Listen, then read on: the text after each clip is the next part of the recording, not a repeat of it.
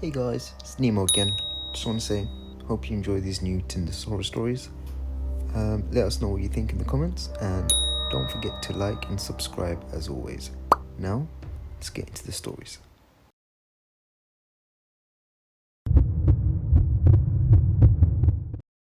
I did not plan to open Tinder that night. I was laying on my bed with my phone charging at an angle that only works if you don't move, scrolling nothing, just that numb screen glow feeling where your head feels louder than the room. It was late but not sleep late, just late enough that everything online feels more honest and more risky. I had been living in that apartment for like 6 months. Same cracked ceiling, same sirens at random hours, same neighbor coughing through the wall. Tinder was just there, already logged in, so I opened it without thinking, like opening a fridge you already know is empty. The match showed up fast. Not flashy, not model vibes, just normal. Normal in a way that felt safe. Her profile had messy photos, like screenshots instead of uploads, weird angles, a couple mirror pics that looked rushed. Her bio was short and dumb in a way I liked. Nothing clever, nothing try hard. The kind of profile that makes you think the person behind it is bored and real instead of selling something. That should have been the red flag, but I didn't see it like that then. We didn't talk much. I won't break the rule here and start pretending there were messages because the truth is it barely mattered. It felt like we already knew each other somehow. Like when you sit next to someone in class for months without talking and one day you just do. There was no flirting in a big way, just shared stuff. Places we'd both been. Dumb late night habits. She sent me a Kurt Code image out of nowhere. No build up. Just an image dropped into the chat like it was nothing. It was supposed to be her playlist. That was the whole point. Music was the one thing we kept circling back to. Not bands, just moods. Driving at night. Walking with headphones when you don't want to be seen. She said scanning it would pull it up faster than a link. That sounded fake even to me, but also I didn't care enough to question it. I had scanned menus at worse places. I didn't think a square of pixels could do much damage. I scanned it. My phone lagged, not froze, just that half-second pause where your screen dims like it's thinking too hard. Then a page loaded that looked exactly like Tinder support. Same colors, same layout, same tiny icons at the bottom that you never actually look at. It asked me to log in to verify activity. That was it. No warning, no panic. It felt routine, like when apps log you out for no reason and you sigh and do it anyway. I typed my email and password without slowing down. The keyboard clicks felt loud in my head, but everything else felt normal. Then it refreshed again. Same page, except now there was a loading circle that didn't stop. I waited, my phone got warm. Not overheating, just warm enough to notice. The circle kept spinning, and then the page changed to a notice saying my account was temporarily locked for suspicious behavior.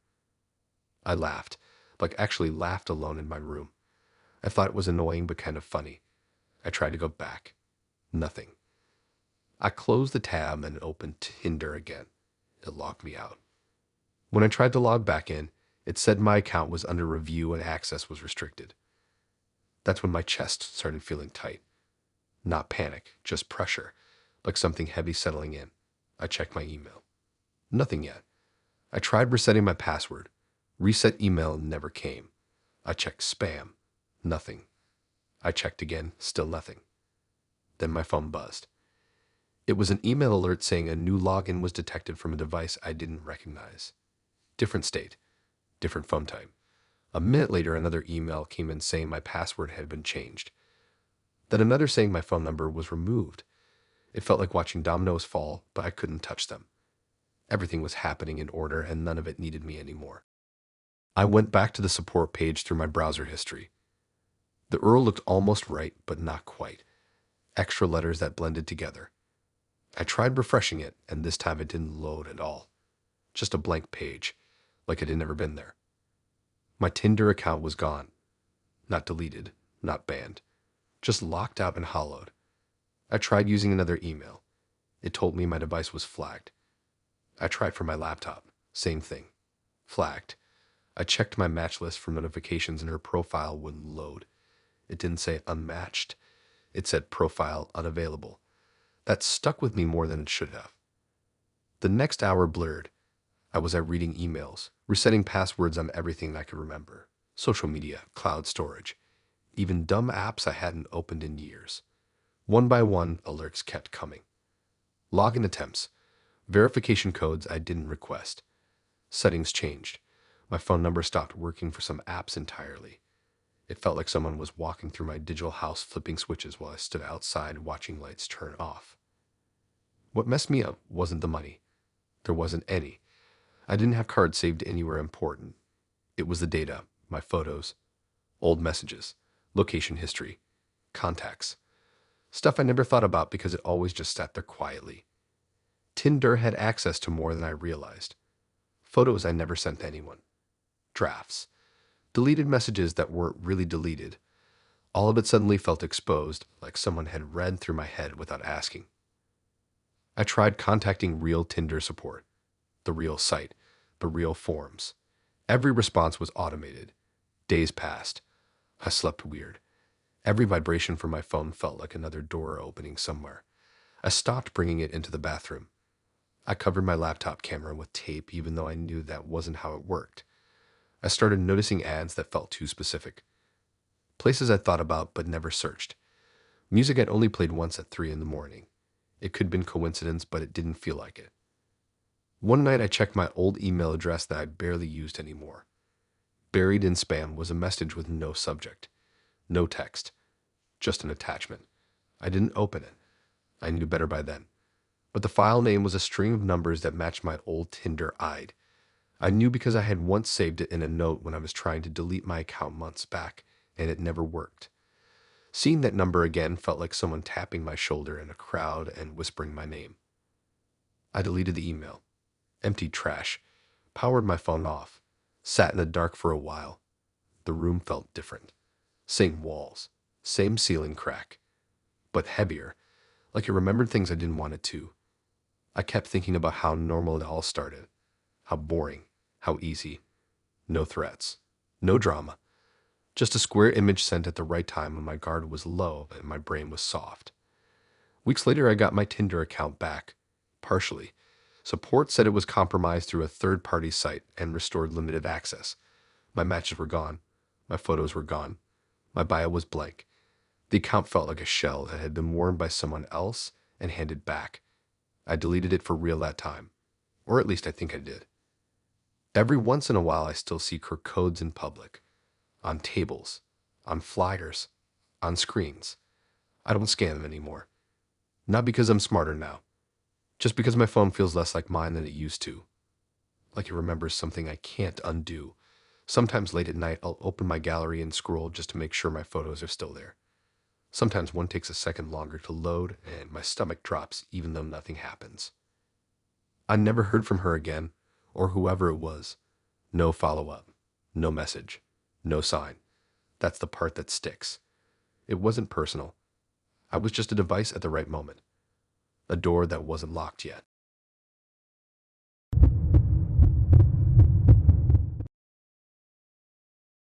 The night started with that weird excited dread that hits right before you go out even though you're not really going anywhere. I was sprawled on my bed with one sock on and one off, phone balanced on my stomach, ceiling fan clicking like it was tired. I had read something online earlier about how most bad stuff happens when nothing feels important, and that thought kept looping even though I tried to ignore it. Tinder was already open. It had been open for hours. I wasn't actively swiping anymore, just staring at matches like they were faces in a crowd I wasn't brave enough to walk into. His profile stood out because it was boring in a specific way. No filters, no try-hard photos. Just a guy who looked like he always stood slightly too close to mirrors. His bio was short and awkward. Nothing clever. Nothing smooth. It felt like someone who didn't know how to sell himself, which weirdly made me trust it more. We matched earlier that day and barely talked. I don't even remember the order of messages because it didn't feel like messages. Just noise passing back and forth while I was doing other stuff.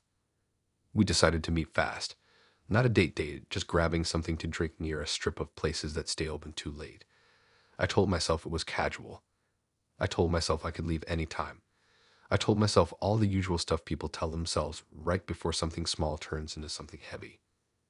The place was loud and sticky and smelled like old fruit. I showed up early and sat near the window so I could see him before he saw me. When he walked in, I knew right away it was him. Not because he looked exactly like his photos, but because he kept scanning the room in a way that felt searching instead of looking. When his eyes landed on me, they didn't soften. They just stopped. Being around him felt off, but not in a dramatic way. More like static. Like the air between us was full of tiny interruptions. He talked a lot, but never really said anything. I nodded more than I spoke. I kept checking the time on my phone without meaning to. Every time I did, he noticed. At some point, he leaned in closer and insisted we take a selfie together. Not as a joke. Not as a quick thing. It felt important to him in a way that made me pause. I tried to wait it off with a laugh that sounded fake even to me, but he didn't drop it. He framed it like proof. Proof we were real. Proof we met. Proof of something I didn't fully understand yet. I didn't want to make it awkward. That was my main thought. I didn't want to be dramatic or rude or seem like I was assuming the worst. So I agreed. We stood side by side near the window. His arm brushed mine. He held his phone up high and angled it down. I noticed he took more than one. I noticed how focused he was on the screen after. I noticed how quickly he saved it. After that, the night sped up, not in a fun way. More like it was skipping ahead without asking me. I made an excuse and left. He didn't walk me out. He just nodded like he already got what he came for. That should have been the end of it. I got home and kicked my shoes off and sat on the floor scrolling nothing. My phone buzzed with a friend group chat notification. Then another.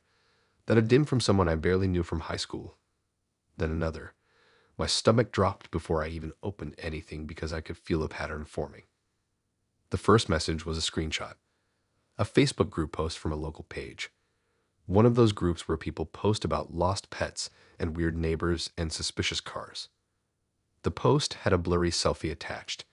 My selfie, the one from earlier, my face clear, his face slightly cut off like it didn't matter.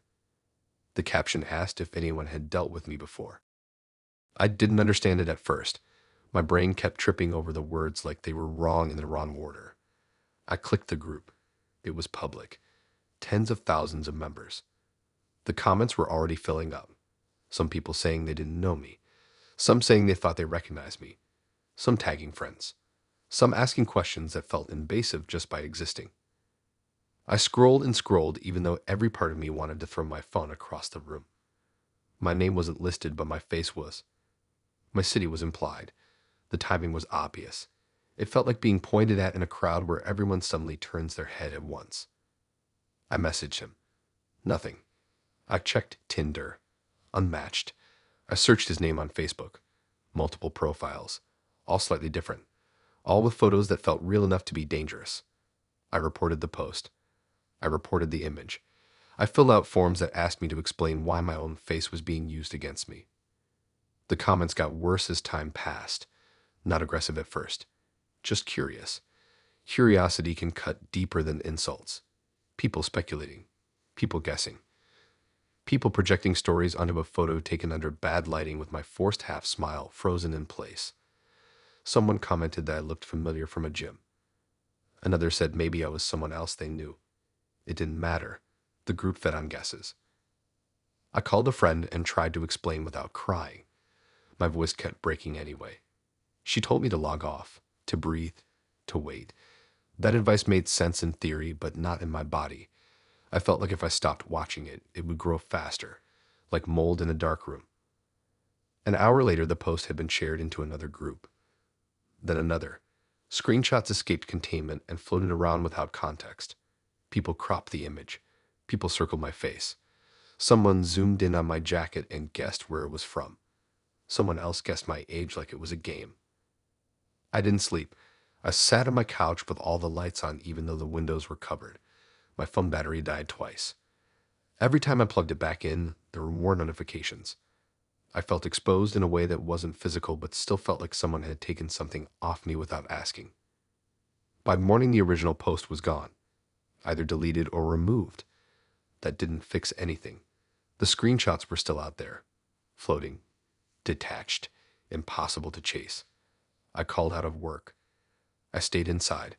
I refreshed my name on every platform I could think of. Nothing direct came up, but that didn't mean anything. The damage didn't need the search bar to exist. Days passed, then weeks. The messages slowed, then stopped, but the feeling didn't. I started noticing people looking at me longer in public. Probably nothing.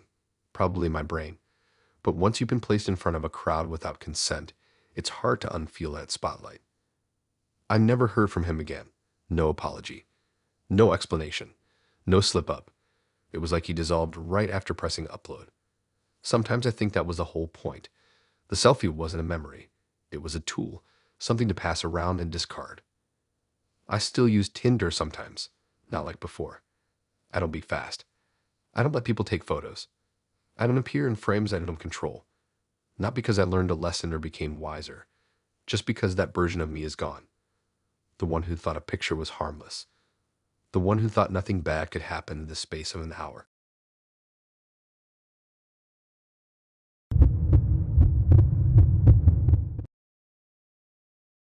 I keep thinking about how nothing felt off at the start. That's the part that bugs me the most. It wasn't some dramatic meet cute or a sketchy setup. It was a regular Friday where my phone battery was low and my brain felt fried from the week. I had been lived in that side of town for almost a year, close enough to bars that the nights blur together, far enough that you don't recognize anyone twice. I opened Tinder out of habit, not hope, just scrolling while my room filled with that purple sunset light that makes everything look better than it is. His profile didn't jump out. That's probably why I liked it. One photo in a dim bar bathroom mirror, one outside during daytime where he looked half awake, one blurry group shot where I had to guess which one he was. His bio was short and casual. Nothing intense. Nothing polished. It felt like someone who didn't care enough to lie well. We matched and talked for a bit. Not deep, not shallow either. Just filling space while the night approached. We met somewhere loud, the kind of place where the floor always feels sticky no matter how many times they mop. I remember the smell of citrus cleaner and beer, and the way the music made it hard to think straight. We sat close because there wasn't much room. I didn't feel unsafe. I didn't feel swept off my feet. It felt neutral, which was fine. Neutral feels safe when you're tired. He paid for the drinks without making a thing of it. I offered to split. He waved it off. Later, when we were standing outside under flickering lights, he said I could Venmo him back if I wanted. That sounded fair. Normal. I liked that he brought it up casually instead of turning it into a weird power move. We exchanged info and went our separate ways. I walked home with my headphones in, feeling that post-outing emptiness where the night just drops you off and leaves. When I got back, I kicked my shoes off and sat on my bed scrolling through nothing. I opened Venmo and sent him the amount for my drinks. It wasn't much. $18. I added a generic note and hit send.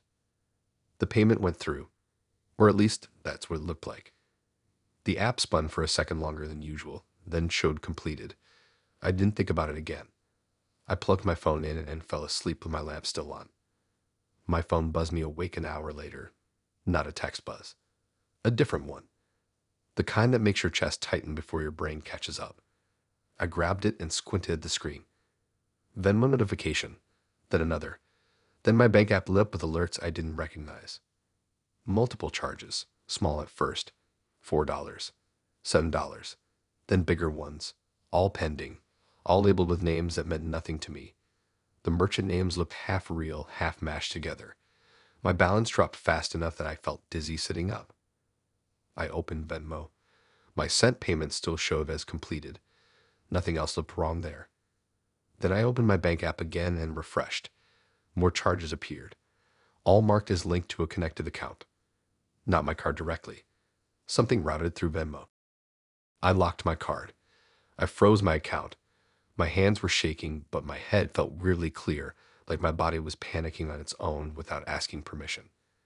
I went back to Venmo and checked the transaction details. That's when I noticed something I hadn't before. His username linked to a profile with a full name I didn't recognize. Not the name he told me. The profile photo was blank now. I tapped into the details and saw that the payment had been rerouted. Not refunded. Rerouted. It was tied to another account under a similar name. Same first name. Different last name. That account had activity going back months. Hundreds of transactions. All small. All frequent. all bouncing through connected cards that didn't stay connected for long. I tried to message him. Delivered but no response. I checked Tinder, unmatched. Profile gone. I searched his Venmo name online. Nothing useful.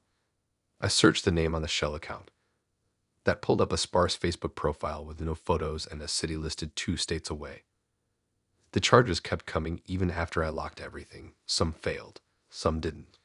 My bank app showed attempts every few minutes like something was still knocking even though the door was closed. I sat on my bed watching it happen, refreshing like it would change the outcome. I called my bank and sat on hold listening to music that felt way too upbeat for what was happening. When I finally got through, they told me the charges were linked through a third-party payment app and would need investigation. They asked me to confirm if I authorized any connection to another account. I said no over and over until the words stopped sounding real.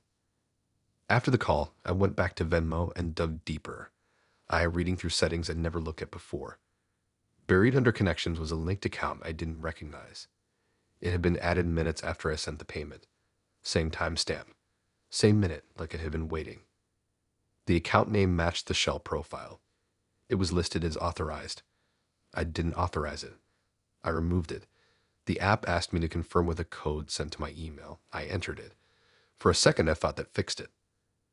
Then my email filled up. Password reset attempts. New device logins. Alert saying my Venmo info had been accessed from another phone. I changed my password. Then again. Then enabled every security option I could find. My phone felt hot in my hands. The night felt too quiet around me. By morning, the charges stopped. My account sat frozen with a negative balance I couldn't touch. The bank said they reversed most of it eventually. Venmo said they were investigating. Neither gave me timelines. Neither sounded concerned in the way I needed them to. What messed with me was the name. The Shell account was in her name. A woman. Same age range as me. Same city listed on one profile. I found her on Instagram after way too much digging. Normal photos. Pets. Food. Selfies. She looked real. Too real. I stared at her face trying to figure out if she knew. If she was part of it. If she was also just a name someone else was using. I never reached out. I didn't want to drag someone else into the mess if they were innocent. But the thought that my money had flowed through an account wearing someone else's life, like a mask, made my skin crawl. Days passed. My balance got corrected slowly. Not fully. Some charges stuck. $63 gone with no clear explanation. Venmo restored my access, but my trust in the app was gone. I deleted my cards from it, then deleted the app entirely. I changed emails. I changed passwords. I checked my statements obsessively. I still think about how casual it all was, how polite, how easy. It wasn't a dramatic theft. It was quiet, polite even. A request to pay someone back that turned into a chain reaction that couldn't stop once it started. Sometimes I open my bank app just to look at the transaction history. The reverse charges sit there like scars. Reminders that something slipped through for a moment and left a mark before anyone noticed. I never saw him again, not online, not in public. No trace. Just a username that no longer exists and a payment that opened a door I didn't know was there.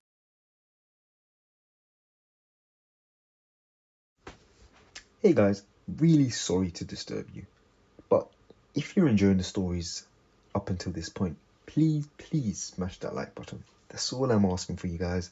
Let's break some records this year. Now back to the stories.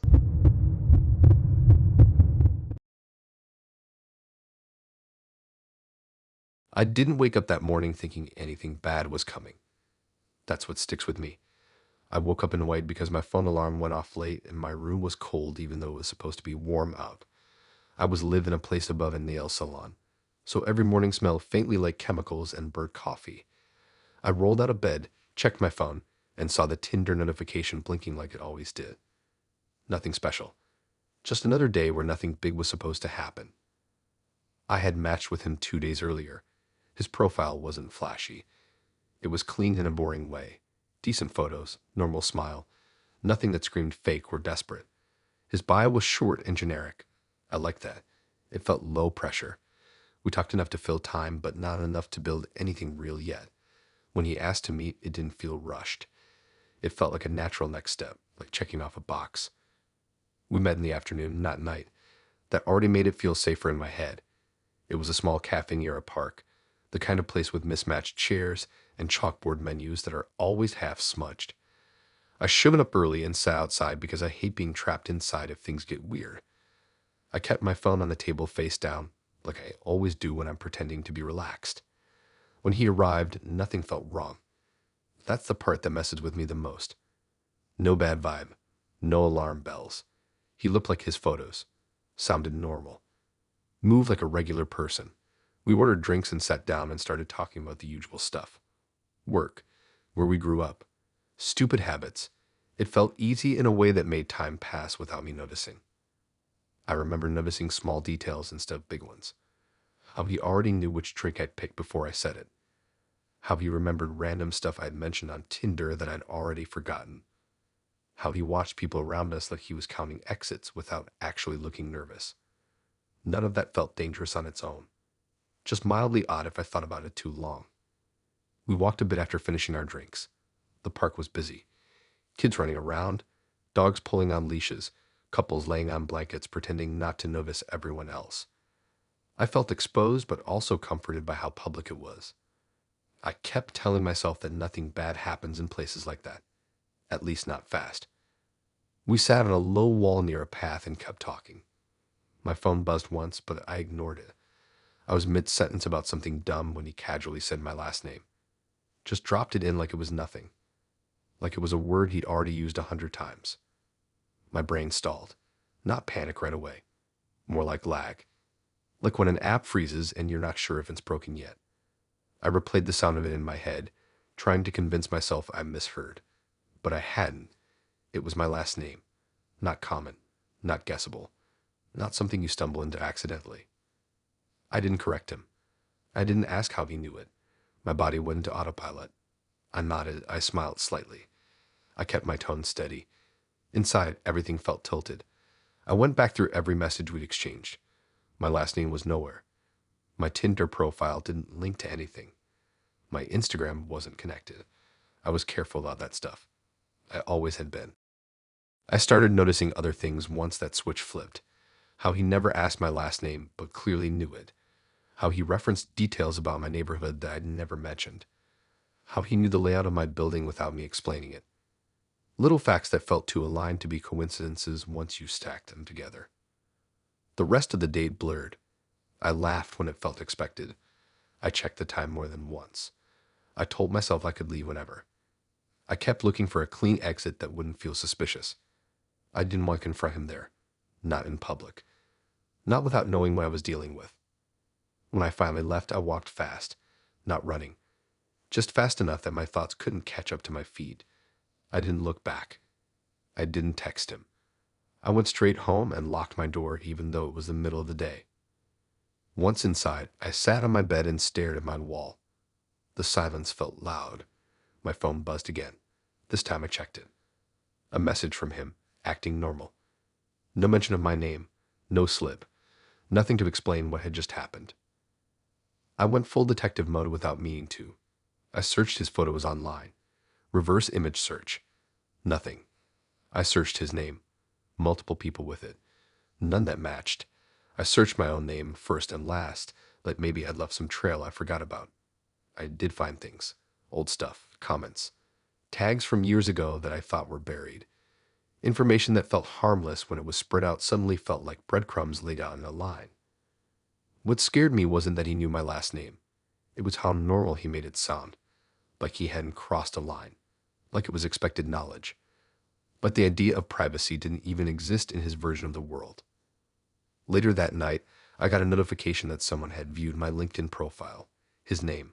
I hadn't given him my last name, but LinkedIn had. Buried connections, suggested profiles, mutual circles that barely existed.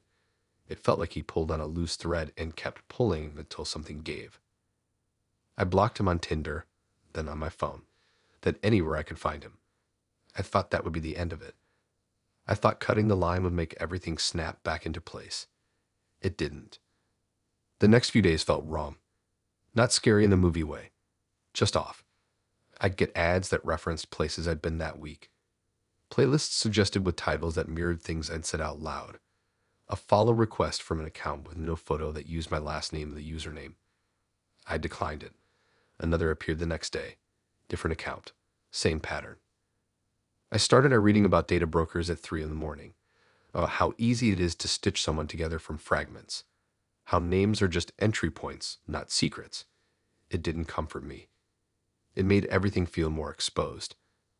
Like knowing the rules of a game you never agreed to play. I kept thinking back to the moment he said it. How my body reacted before my mind did. That instant drop. That quiet certainty that something had crossed over from coincidence into intention. He hadn't slipped up. He tested something. Maybe my reaction. Maybe my boundaries. I never saw him again. At least not in person. Sometimes I think I spot him in crowds, but I don't trust my own pattern seeking anymore. I changed my routine slightly. Different grocery store. Different walking path. Nothing dramatic. Just enough to feel like I was moving instead of standing still. My last name still feels heavier now, but it carries more weight than it used to. Like hearing it in the wrong mouth can still flip a switch in my chest. I didn't lose anything tangible that day. No money. No account access. No obvious damage. Just a sense that someone had reached into a part of my life I hadn't offered and acted like it was normal. The worst part is how simple it was. No hacking scene. No confrontation. Just a word spoken at the right time to let me know how small the gap really was.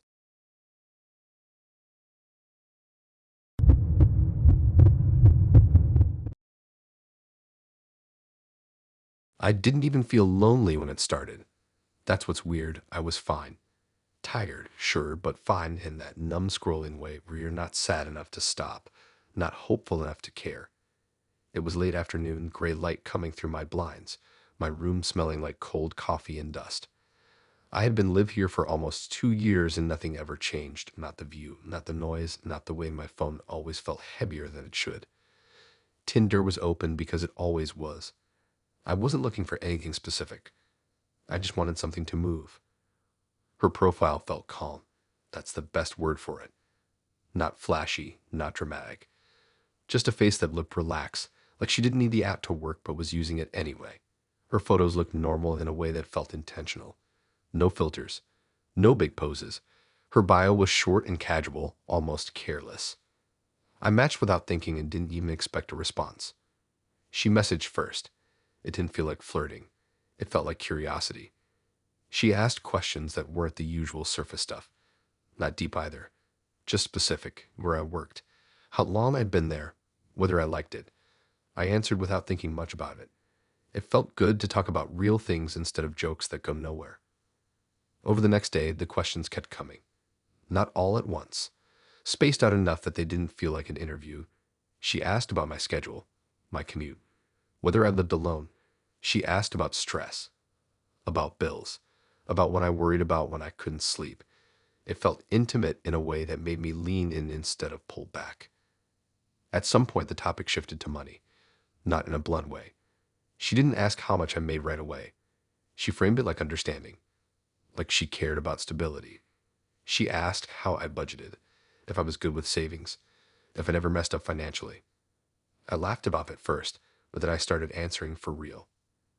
I told her about my student loans, about a credit card mistake I made years ago that I was still paying down, about how I tracked expenses on my phone, about how I hated calling banks and avoided it whenever I could. I even mentioned the security questions I always forgot the answers to because they were based on stuff from my childhood I didn't think about anymore.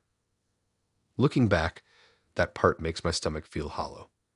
At the time, it felt like venting, like finally talking to someone who wasn't judging. She reacted in a way that made me feel understood. She didn't push back. She didn't warn me. She just kept me talking. We never met. That's important. There was talk of it, vague plans, but nothing set. The connection lived entirely in my phone. That made it feel safer somehow, like distance was a shield instead of a weakness. 2 days later, I woke up to an email from a credit bureau. The subject line made my chest tighten before I even opened it. Suspicious activity detected. My credit file had been accessed. Then another email. Then a text. My credit was frozen as a precaution. I sat up in bed staring at my phone like it had betrayed me. I hadn't applied for anything. I hadn't missed a payment. I hadn't done anything out of the ordinary. I opened the details and saw a list of attempts. New credit inquiries, account openings that didn't go through, all blocked. What shook me wasn't that someone tried. It was how accurate the attempts were. The information used was right. Old addresses, past lenders, answers to security questions that weren't public anywhere. Stuff you couldn't just guess. Stuff I talked about casually without thinking twice. I tried logging into my credit accounts and got locked out of one. Password attempts exceeded. I reset everything, changed emails, turned on every alert option I could find. My hands were shaking, but my head felt too clear, like the fear had sharpened everything instead of clouding it. I opened Tinder. Her profile was gone. Not unmatched, gone. I searched our messages. Blank, like they'd never existed. I checked my email to see if she used the same one anywhere. Nothing. I checked my phone logs like I'd find something hidden there. Nothing. I called the credit bureau and sat through automated menus that didn't care how fast my heart was going. When I finally talked to someone, they walked me through what had happened. Multiple attempts using correct personal information. Flagged as high risk because of the pattern. Freeze applied automatically. They asked me if I'd shared personal financial details with anyone recently. I hesitated before saying yes. The word felt heavy in my mouth, like admitting something I should have protected better. After the call, I just sat there. The room felt too quiet. I kept replaying the conversations in my head, the way she'd asked things, the way I'd answered, the casual tone, the trust I didn't even realize I was giving. Later that day, I checked my bank accounts. No missing money. No weird charges. Everything looked normal. That almost made it worse. It meant the damage wasn't loud. It was precise.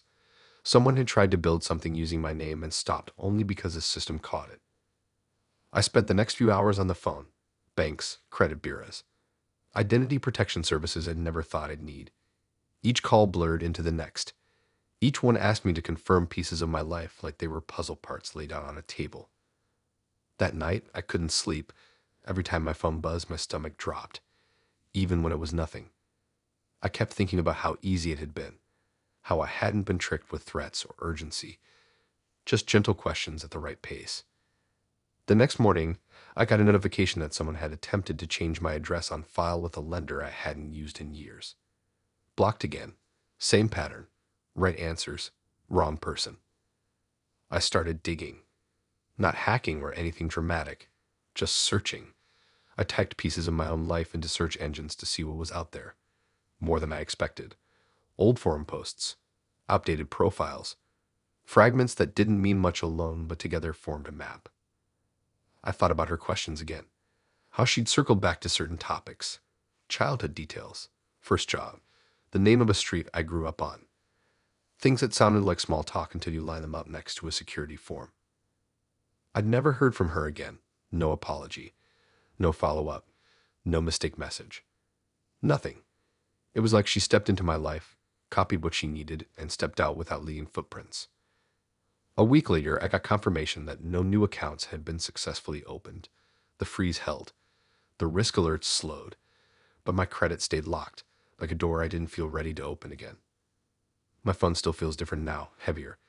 Not because of what's on it, but because of what I know can be pulled from it if I'm not careful. I still catch myself wanting to overshare when someone seems understanding. That instinct didn't disappear. I just notice it more now. Sometimes I scroll back through old chats with other people and see how much I give away without realizing it. Patterns, habits, worries, stuff that feels human but can be used like parts. Nothing else happened after that. No confrontation, no final reveal. Just a quiet mess I had to clean up myself. Paperwork, passwords, waiting. It didn't end with closure. It ended with everything locked down and me still wondering how much of me someone else has saved somewhere, just in case.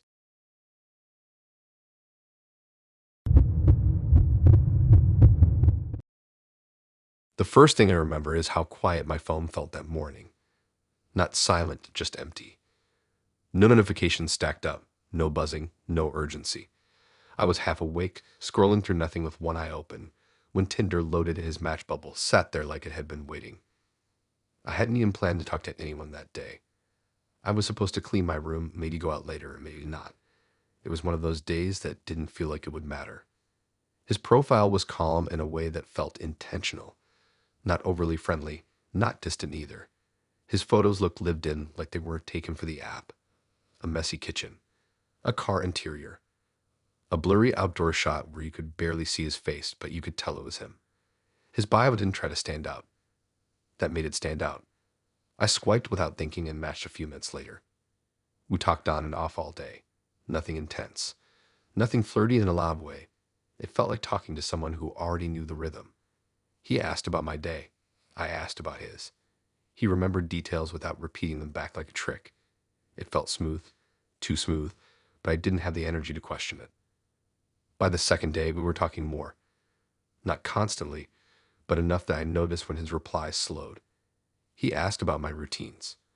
What time I usually woke up. Where I liked to walk when I needed to clear my head. I answered because it didn't feel like a big deal. Everyone asks stuff like that. It felt normal. At some point, he brought up safety. Not in a creepy way. In a careful way. He said he didn't like apps tracking people without consent. He said he usually turned his location off. He asked if I did too. I hadn't really thought about it. My phone always had something on. Maps, weather, ride apps. I said I didn't usually bother. He suggested I turn it off. Said it might make me feel safer. That wording stuck with me. Feel safer, not be safer. I remember pausing before doing it. My thumb hovered over the setting like my body was hesitating before my brain could explain why. Then I turned it off, just like that. The little icon disappeared. Nothing dramatic happened. I told him it was off. He reacted normally. No excitement, no pressure. Just acknowledgement. We kept talking like nothing had changed. That's what made it feel fine. Later that evening, I left my place to grab food. I had been lived there long enough that the walk felt automatic. I put my headphones on and let my brain drift. My phone stayed in my pocket. I didn't check it until I was standing in line waiting to order. There was a message from him. It had come in minutes earlier. I opened it expecting something casual. Instead, my stomach dropped.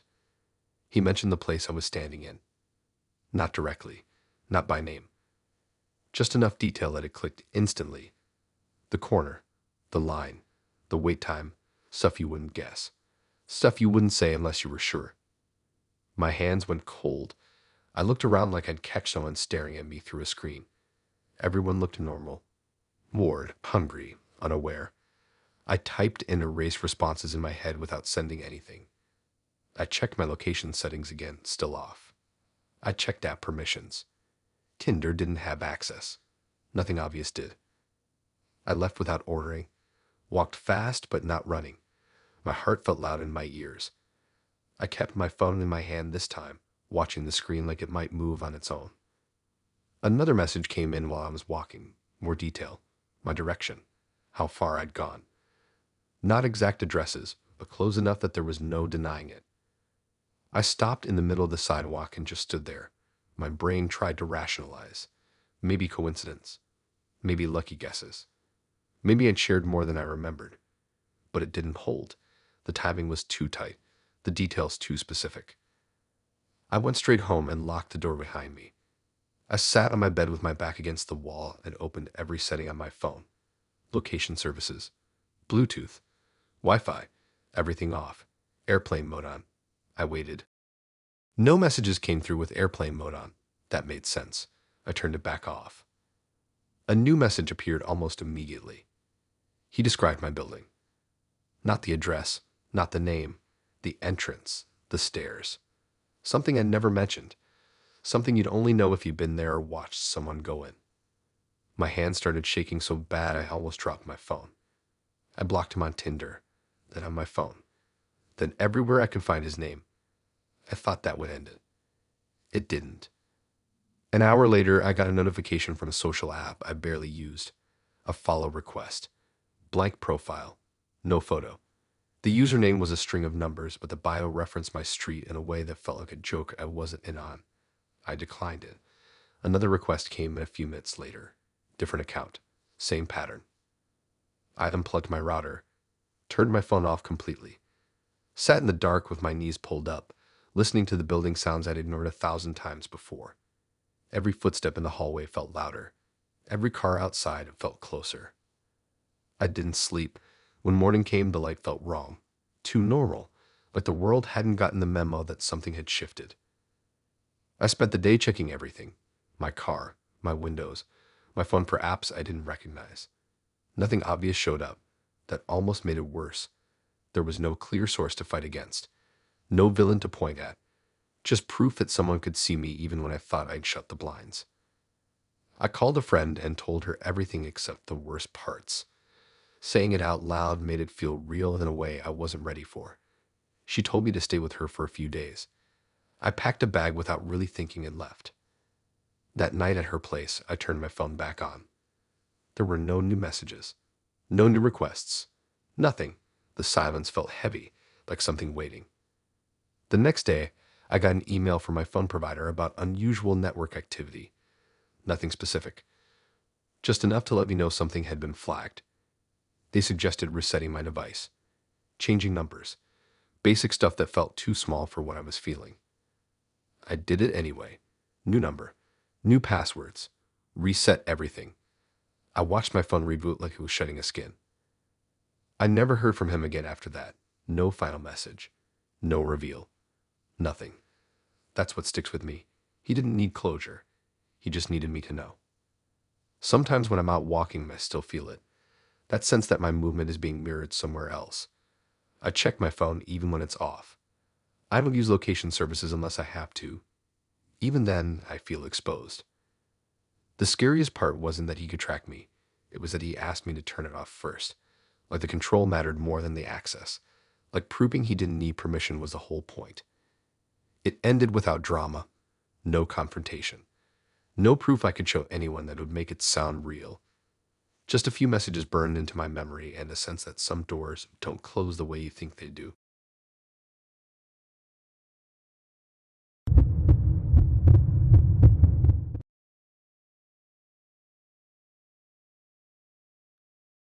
I woke up with that thick mouth feeling and a headache that felt like it was pressing from the inside. My phone was buzzing against the nightstand like it had been doing that for a while. I didn't even open my eyes at first.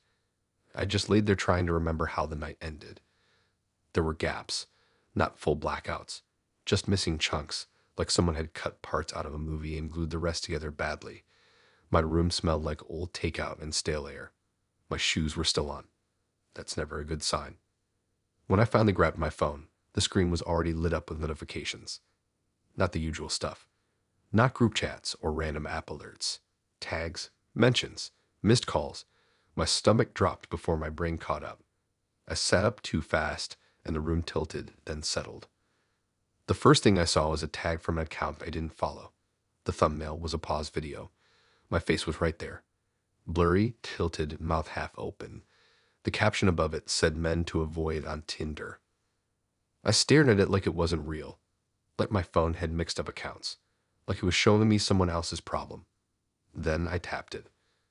The video loaded and my chest went tight. It was a compilation. Short clips stitched together.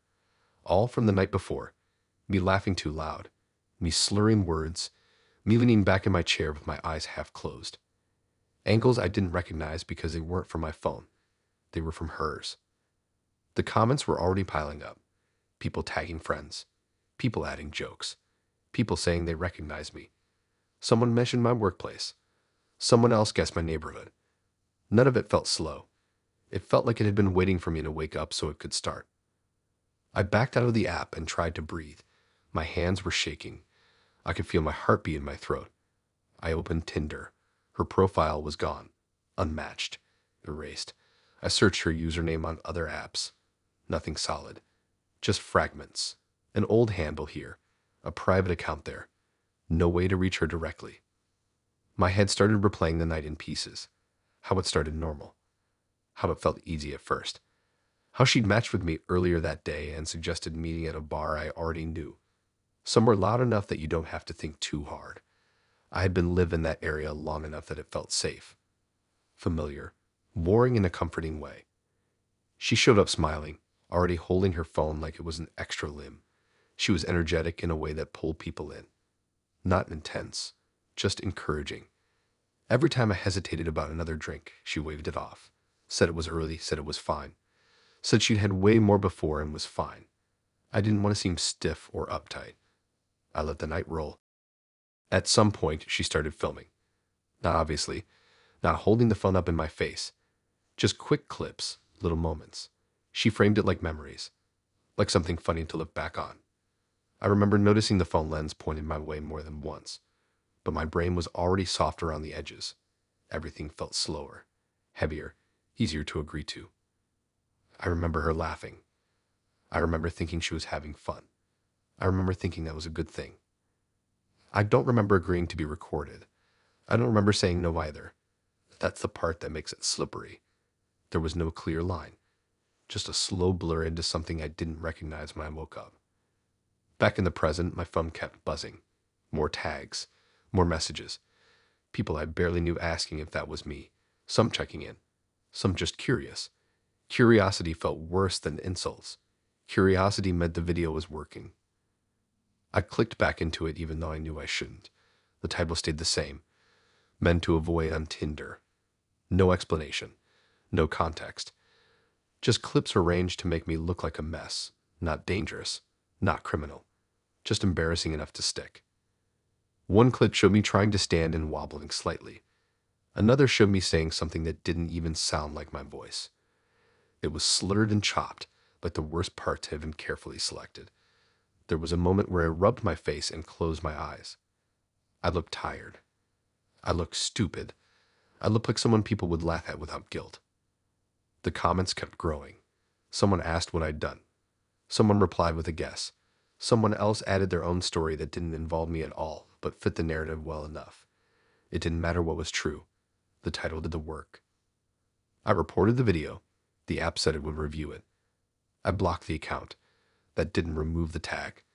Screenshots were already floating. I knew because I saw one pop up in a group chat I wasn't even part of anymore. Someone had read it and forwarded it without thinking twice. I tried to piece together the rest of the night. I checked my bank out. Nothing weird. I checked my messages. There was a video she'd sent me around midnight. A short clip of us clinking glasses. I looked normal in that one. Smiling. Present. It almost made things worse. Proof that the raw footage existed beyond what she posted. I deleted it, then regretted it immediately, then told myself it wouldn't have helped anyway. By late morning, the video had been shared into a local group, then another. Someone added a caption warning others. No specifics, just vibes, just reactions. My name wasn't mentioned directly, but my face was clear enough. The city was tagged. It didn't take much to connect dots. I called in sick to work. I didn't know how to explain without explaining everything. My phone kept lighting up. Some friends were supportive. Some were awkward. A few made jokes like that would somehow make it lighter. It didn't. I kept thinking about how she'd encouraged me to drink. How every time I slowed down, she nudged things forward again. How the filming never stopped even when my energy dipped. It didn't feel malicious in the moment. That's the scary part. It felt like someone guiding the night gently in a direction I didn't realize I was going. By afternoon, the video was gone. Taken down or removed. I don't know which. That didn't undo anything. The damage had already spread. People had read the comments. People had saved clips. People had formed opinions that wouldn't update just because the source disappeared. I sat on my couch staring at the wall. My head still hurt. My stomach felt hollow. I scrolled through my own photos, looking for anything from the night that might explain it better. There was nothing. Just normal stuff from days before. My version of the night didn't exist anywhere except my memory, and even that was incomplete. Later, I got a message from someone I didn't know saying they'd seen the video and hoped I was okay. That almost broke me. Not the hate, the concern. The way it implied I was already a story people had moved past. I never heard from her again. No apology. No explanation. No acknowledgement. Her account stayed gone, like she'd uploaded what she needed and stepped out of frame. A week later, someone brought it up casually like it was old news. A joke. Something that happened online. I laughed along because that's what people do when they don't want to explain how bad something actually felt. The clips still exist somewhere. I know that. Things don't really disappear once they're posted. I still flinch when someone pulls their phone out around me. I still think twice before having another drink in public. Not because I learned a lesson, just because my body remembers the gap between how a night feels while it's happening and how it can look the next morning when someone else controls the edit.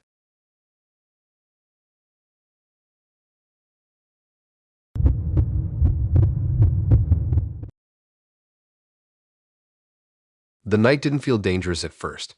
It felt awkward in that normal way where you're trying to decide if you're tired or just bored. I remember checking my reflection in the dark window of the place we were at and thinking I looked more awake than I felt. My phone was at 12%, my feet hurt, and I was already planning the drive home in my head even though we were still sitting there. Nothing about the night felt big enough to turn into a story. That's why it still messes with me. We matched earlier that week. His profile didn't scream anything. Average photos, average smile, average everything. I like that. It felt safer than someone trying too hard. We talked for a few days, not nonstop, just enough to get used to each other's names popping up. He suggested meeting in a small place near a strip mall, somewhere between a grocery store and a gym. I drove there after work, still wearing the same jacket I'd had on all day. I parked in the back without thinking about it. I always do. Fewer cars. Easier exit. I grabbed my bag and locked the doors out of habit. The lot was half empty, the lights buzzing overhead like they were struggling to stay awake. I remember noticing a dark sedan parked a few spaces away and thinking nothing of it. Inside, the date was fine. Not good. Not bad. Just fine in a way that makes time move slower. He talked more than I did. Nothing alarming. Just stories that went on a bit too long. He asked questions that felt polite. I answered without filtering too much because I didn't feel like I needed to. It felt public, controlled, mooring enough to be safe. As it got later, I checked the time and said I should go. My phone was almost dead. I was ready to be home, ready to change clothes, ready to forget about the whole thing. He stood up with me and said he'd walk me to my car. I hesitated, not because of him specifically, but because I don't usually like that. I told myself it would be rude to say no. The place was closing. People were already leaving. It was normal. We walked out together into the parking lot. The night air felt colder than I expected. The lights made everything look flat and unreal like a video game background. My car was farther than his. I could tell because he didn't hesitate at all. He just walked in the right direction like he already knew. That should have been the first real warning. But my brain was tired and kept making excuses.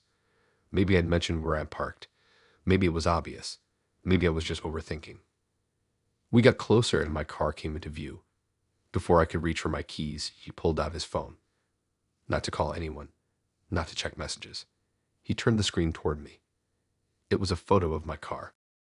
Same angle, same spot. Same little dent near the back bumper that I always forget about, taken in daylight. Then he swiped. Another photo. Closer this time. My license plate clear enough to read. The reflection in the window showed the gym sign behind it. A third photo showed the passenger side. A fourth showed the interior through the windshield. My parking pass hanging from the mirror. My water bottle in the cup holder. My brain went completely quiet. Not panic. Not screaming thoughts. Just nothing. Like someone had pulled the plug. He showed them like it was normal. Like he was sharing a joke I wasn't getting yet. My hands went cold. I couldn't even think of a reaction that made sense. I stood there staring at my own car on his phone, trying to understand how these photos existed. The date hadn't started yet when they were taken. I knew that immediately. The lighting was wrong. The timestamp was earlier, before I'd even walked inside. That meant he'd been in the parking lot first, watching, waiting, figuring out which car was mine before I ever sat down. I don't remember what my face did. I don't remember if I smiled or froze or stepped back. Everything after that felt slowed down, like my body was moving through water. I reached into my bag for my keys with shaking hands. I unlocked the car and got in as fast as I could without making it obvious I was scared. He didn't try to stop me. That almost made it worse. He just stood there like he'd already proven whatever he wanted to prove, like the moment was complete. I locked the doors immediately and started the engine. My phone buzzed weakly with a low battery warning. I pulled out without looking back and drove until my hands stopped shaking enough to grip the wheel properly. Once I was on the road, everything hit at once. My chest felt tight. My vision felt weird. I kept checking my mirrors even though no one was behind me. Every car felt like it could be him even though that didn't make sense. I didn't go straight home. I circled. I drove past my street and kept going. I parked somewhere else and just sat there with the engine off, breathing like I'd just run. I checked my phone. 3%. I'd opened Tinder. Unmatched. His profile was gone. I plugged my phone into the car charger and waited for it to come back to life. Messages came in from friends asking how the date went. I didn't answer. I didn't know how to explain it without sounding dramatic or unbelievable. Once my phone had enough power, I took photos of my car from the same angles he had. I don't know why. Maybe proof. Maybe control. Maybe I needed to see it from my own camera to feel like it belonged to me again. When I finally went home, I parked under a light and checked the back seat before getting out. I locked my doors behind me and double-checked them even though I knew they were locked. That night, I barely slept. Every sound outside made my heart jump. My phone sat face down on my nightstand like it might light up on its own. I kept replaying the moment he turned his screen toward me. How casual it was. How planned. The next morning, I reported him on Tinder. I typed out what happened and attached nothing because I had nothing. No screenshots. No messages. Just my word. The response was automated. They said they'd look into it. I checked my social media for anything weird. No new follows. No messages. Nothing obvious. That didn't make me feel better. It made me feel like whatever he wanted, he already got. I thought about the photos a lot. How he knew which car was mine. How long he'd been there before me. How many other times he'd done that to someone else. How many times it hadn't gone wrong enough to turn it into a report. I stopped parking in the back of lots after that. I stopped meeting people near my car. I started checking reflections in windows more often than I needed to. Not because I learned some lesson. Just because my body didn't forget. Nothing else ever happened. No messages. No sightings. No escalation. The story ended right there in that parking lot with him holding up his phone and showing me proof that the night had started long before I thought it did.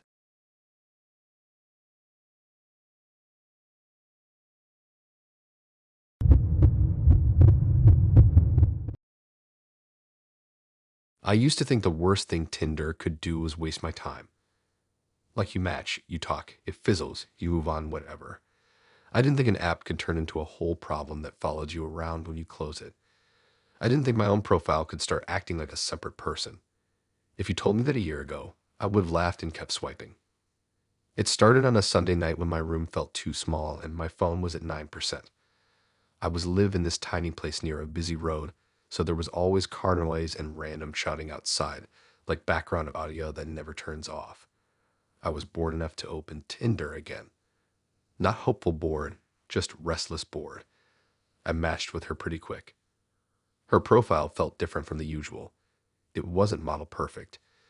It was messy in a cute way, but the photos were taken in motion. She had this look like she was always about to laugh, and her bio was short but weirdly specific. Nothing romantic, just stuff that made her sound like a real person who gets annoyed at the same things I do. We talked that night, and it didn't feel forced. It felt easy, like we were both trying to distract ourselves from the same kind of empty evening.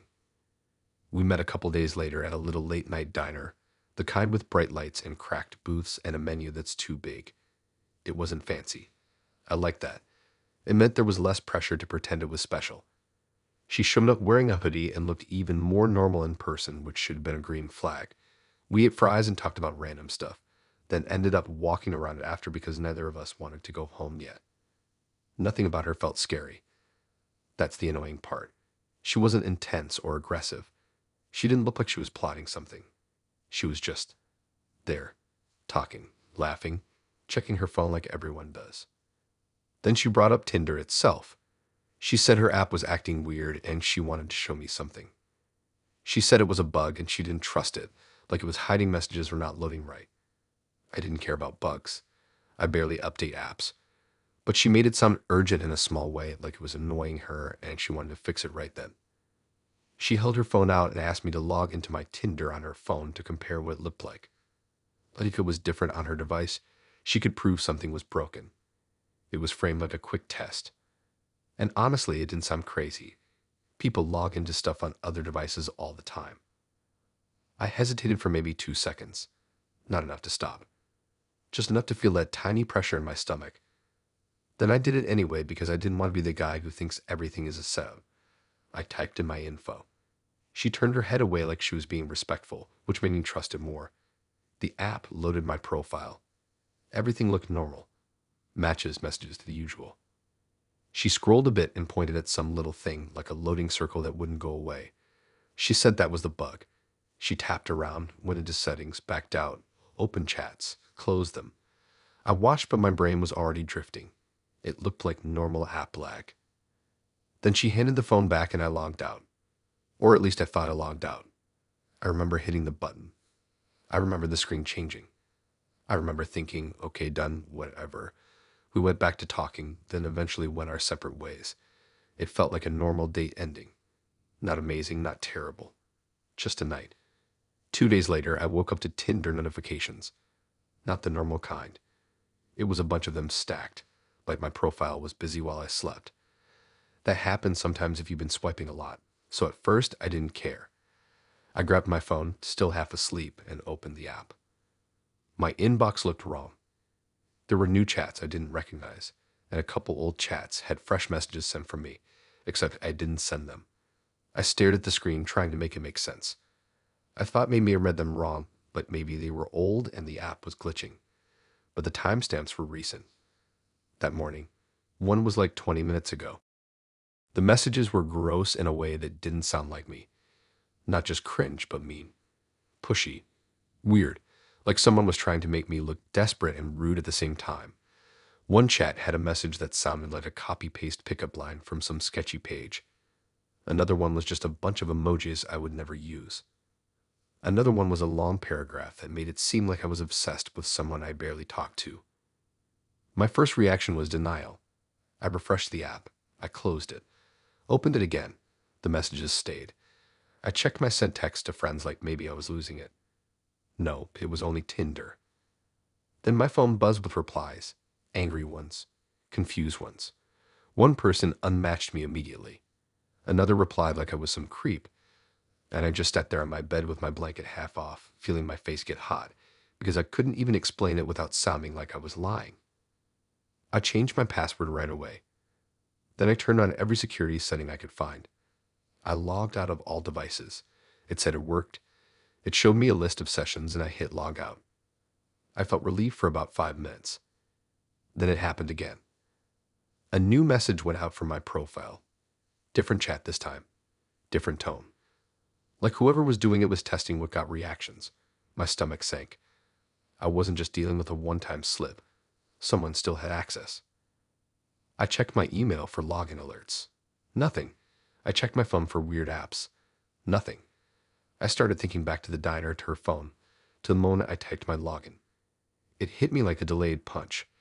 That was the only time my account touched another device. The only moment that made sense. I opened our chat thread and scrolled. Her profile was still there, but it felt different now, like it wasn't her anymore, like it was just a mask. I tried to message her asking what was going on, but I couldn't even figure out how to word it without it sounding like drama. And then I remembered the rule I've learned the hard way online. If someone is doing something on purpose, asking them nicely won't flip a switch. It just tells them you noticed. My profile sent another message while I was reading my own chat history. I watched it happen. I wasn't touching the screen. I saw the typing bubble appear in a chat I hadn't opened. Then a message appeared. My hands were empty. It felt unreal, like watching your own reflection move half a second late. I reported my account as compromised through Tinder support. I filled out the form. I attached screenshots. It gave me an automated response and nothing else. I tried to lock everything down again. I changed my email password too, just in case. I checked my connected accounts. Nothing looked linked, but I didn't trust anything anymore. Over the next day, it got worse. My profile started messaging multiple people, not just new matches. Old ones too. people I'd talked to months ago. It was like whoever had access was going down the list, stirring up chaos, making sure maximum people saw me acting weird. Some of the messages were flirty in an embarrassing way. Some were insulting. Some were just random. It was inconsistent, like a person switching moods, not a bot. I started getting messages on Instagram from people who found me through Tinder. I hadn't even linked my Insta on Tinder, but my first name and photos were enough for them to search. One message said I was weird for sending stuff at 3 a.m. Another told me to stop. One person said they were going to post screenshots in a group chat. I didn't reply because what could I say? Sorry, my account is acting haunted. I tried to delete my Tinder. It wouldn't let me at first because it said I needed to verify by email. I did that. I hit delete. It spun. It said it was processing. Then I got logged out. I thought, finally. Then I had a notification from Tinder anyway. A match alert. From an account I supposedly deleted. I logged back in. It let me. My profile was still there. Like the delete request never happened. The inbox had more sent messages. My stomach felt like it dropped through the bed. I called a friend and tried to explain. Saying it out loud made it feel even more ridiculous. Like I was describing a horror movie, but it was just my dumb profile on an app. He told me to stop using Tinder and make a new account later. That sounded simple, but it didn't fix the fact that my name and face were already attached to whatever was being sent out. I kept thinking about her phone, about how she asked me to log in, about how she watched me do it without watching, about how normal it felt. I started wondering if the bug story was even real or just a way to get my login onto her device long enough to grab something. Maybe she didn't need my password forever. Maybe she just needed the session, like a key that keeps working after you walk away. That thought made me feel sick because it meant I did it to myself in front of her. I tried to find her again. Her profile was gone. Unavailable. Not unmatched. Just gone the way fake profiles disappear. I searched the username in my memory and nothing came up. I checked if she had any socials linked. None. It was like she had been built for that one task and then wiped. Eventually, Tinder support emailed me back saying they detected suspicious access and reset my account sessions. They told me to change my password and enable extra verification. I had already done that 3 times, but after their reset, the weird messages stopped. By then, it didn't feel like relief. It felt like the end of an alarm that had been blaring so long you don't trust the silence. I deleted the account again, and this time it actually stayed gone. I watched the confirmation screen like it was a lie. I took screenshots. I kept them. I don't even know why. Just proof for myself that it happened. The fallout didn't stop instantly. A couple people still had screenshots. A couple still had opinions. One person had posted a cropped message in a local dating group, and someone recognized my face and sent it to me like they were doing me a favor. I sat there staring at it, feeling like my skin didn't fit right. It ended in a simple way. No confrontation. No big reveal. Just my account going quiet and a bunch of people out there thinking I'm a different person than I am. And the worst part is I can't even blame them. If I got those messages, I believe them too. I still think about that moment in the diner, her phone in my hand, the casual way I typed my login like it meant nothing. It took less than a minute. It turned into weeks of damage control. It's weird how fast your own identity can be used against you when someone gets a tiny opening.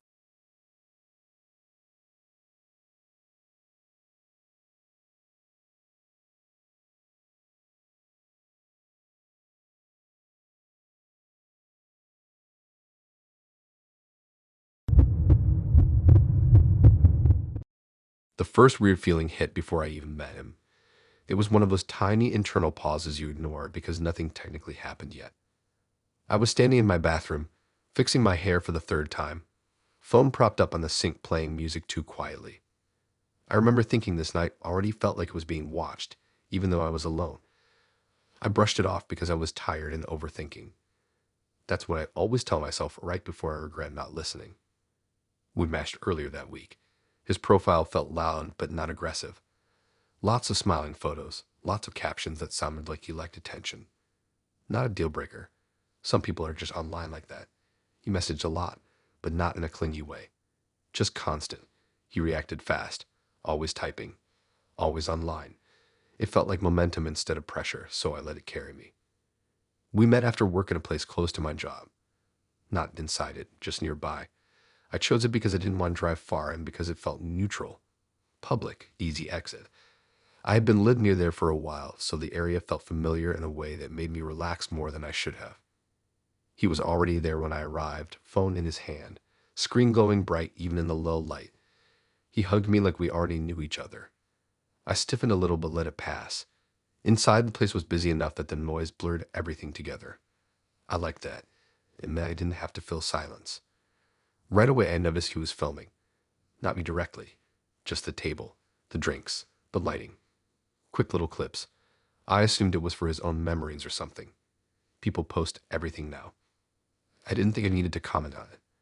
I didn't see my face on the screen, so I let it go. We talked. It was fine, not amazing, not terrible. He talked about himself a lot. About how he liked documenting life. About how everything felt more real if it was shared. That should have stood out more to me, but it sounded like a personality trait, not a warning. At some point, I felt my phone buzz. I ignored it. Then it buzzed again, and again. I checked it, expecting a group chat or a work message. It was an Instagram notification. I was tagged in a story. My stomach dropped instantly. I hadn't given him my Instagram handle. I hadn't even mentioned it. I opened the app with shaky fingers, already knowing I wouldn't like what I saw. There it was, Liv, not a posted story from earlier. Liv, the little ring pulsing, his account at the top of my screen. I tapped it. The camera angle showed the table, then panned up just enough to catch me sitting there. My face, my jacket, my drink. The caption was casual, like it was a joke. First, Tinder date vibes or something like that. Then I saw the tag. Not my username, my workplace. The exact name. Spelled right. Tagged so anyone could tap it and see where I worked, where I spent most of my days, where I was scheduled almost every week. My ears started ringing. I could barely hear the bar noise anymore. It felt like the room tilted slightly, like I was off balance even though I was sitting down. I looked at him. He was smiling at his phone, watching the viewer count tick up. People were joining, reacting, sending emojis. He didn't look at me once while it was happening, like I was part of the background. I didn't know what to do. I didn't want to cause a scene. I didn't want to freak out in front of a room full of strangers. I just sat there frozen, watching my own life get broadcast to people I didn't know. The Liv kept going. He turned the camera toward himself, then back toward me, then around the room. He talked to it like it was a friend, like it mattered more than the person sitting across from him. My phone buzzed again. A message from a coworker. Then another. Then the third. They were watching it. One asked if I knew I was Liv. Another asked why our job was tagged. Another just sent a screenshot with a question mark. I felt sick, not just embarrassed, exposed, like something private had been taken without asking and spread out where I couldn't pull it back. After a few minutes that felt way longer, the Liv ended. The story stayed up, my face frozen in a thumbnail, my workplace tag still glowing blue. I stood up and said I had to go. My voice sounded far away even to me. I didn't wait for a response. I grabbed my bag and walked out fast enough that my legs almost tripped over themselves. Outside, the night air felt sharp. I leaned against the wall and tried to breathe. My phone kept buzzing. More messages. More notifications. People reacting to the story. People sharing it. People asking questions. I opened the story again. It had already been replayed a bunch of times. Comments were coming in. Some were harmless. Some were not. Someone joked about stopping by my job. Someone asked if I was working tomorrow. Someone tagged another account and said they should visit. I reported the story. Instagram said it would review it. That meant nothing in the moment. I messaged him asking him to take it down. No response. The story stayed up. I blocked him. That didn't remove the tag. That didn't stop people from watching what was already posted. I tried reporting the tag itself. More forms. More waiting. I drove home shaking. Every car behind me felt too close. Every red light felt too long.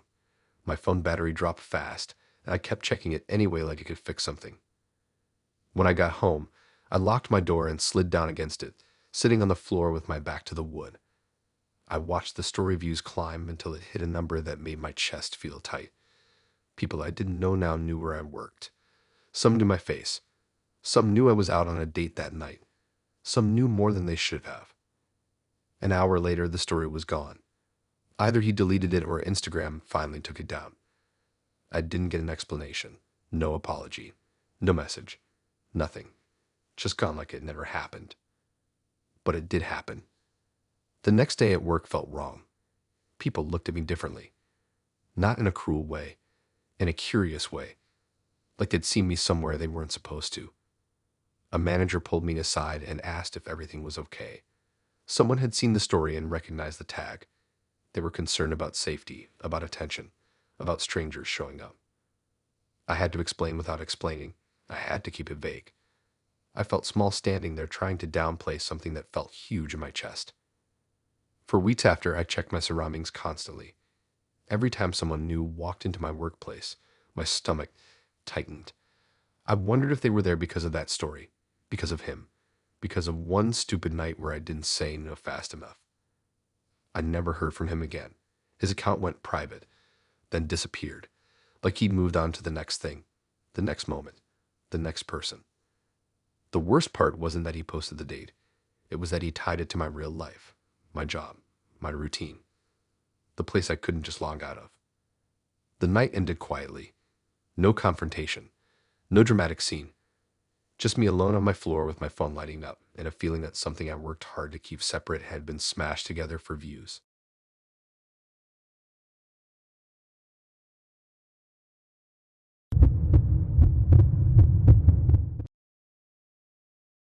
The first message that stuck with me wasn't creepy at all. That's the annoying part. It was playful, almost dumb, like the kind of thing you answer without thinking because you're half distracted and bored. I was laying on my couch with my shoes still on, TV on but muted, the phone glowing too bright in my hand. I had been lived like that most nights lately, scrolling until my eyes hurt, not really looking for anything specific. We matched earlier that evening. Her profile felt calm in a way that made me lower my guard. Not flashy, not dramatic. Just a normal face, normal photos, nothing trying too hard. Her bio had one line that felt sarcastic but not mean. I liked that. It felt safe. We started talking and it flowed easier than most. Not flirty right away, just curious. A few messages in, she asked a question that she framed like a game. One of those what would you do if kind of things. It was about a made-up situation involving someone forgetting to lock their door and realizing it too late. I answered casually. Said I'd probably just go back and check even if I was already down the block. It felt harmless. I didn't think twice. She reacted like she found it interesting. Not impressed. Just interested. Then she asked another one. This time about someone walking home late and noticing the same car pass twice. What would you assume? What would you do? I shrugged it off mentally and answered. Said I'd probably change streets. I tend to walk fast anyway. Over the next day, the questions kept coming. Never all at once. Always spaced out so it didn't feel like a pattern. Always framed as hypotheticals, like we were just killing time talking about random scenarios. I didn't notice how much I was revealing because none of it felt like personal info. Just reactions, habits, instincts. She asked about routines, not mine specifically, just in general. Like whether I like schedules or winging it. I said I'm a routine person. I wake up early. I walk most places. I like knowing what's coming. It felt like normal small talk. Then the scenarios got more detailed. One night she asked about someone who stops at the same store every morning and always buys the same thing. What would you think if that routine suddenly got interrupted? I laughed and said I'd probably assume the place was closed or I overslept. I even mentioned the coffee spot I go to without thinking about it. It felt like color, context, not data. The next day, she asked about someone who takes the same route home every night and knows which lights take longer. She asked if that person would notice if something was off. I said, yeah, probably. Muscle memory kicks in. You notice small changes when you do the same thing every day. I didn't realize until later how close those questions were getting. How the fake people in her scenarios were starting to move like me, wake up like me, walk like me, We met in person once. Just once. During the day, a quick thing. Coffee and a walk. Nothing dramatic happened there. She was quieter in person than over text. More observant, she listened more than she talked. I didn't feel threatened. Just a little exposed in that way you do when someone remembers things you forgot you said.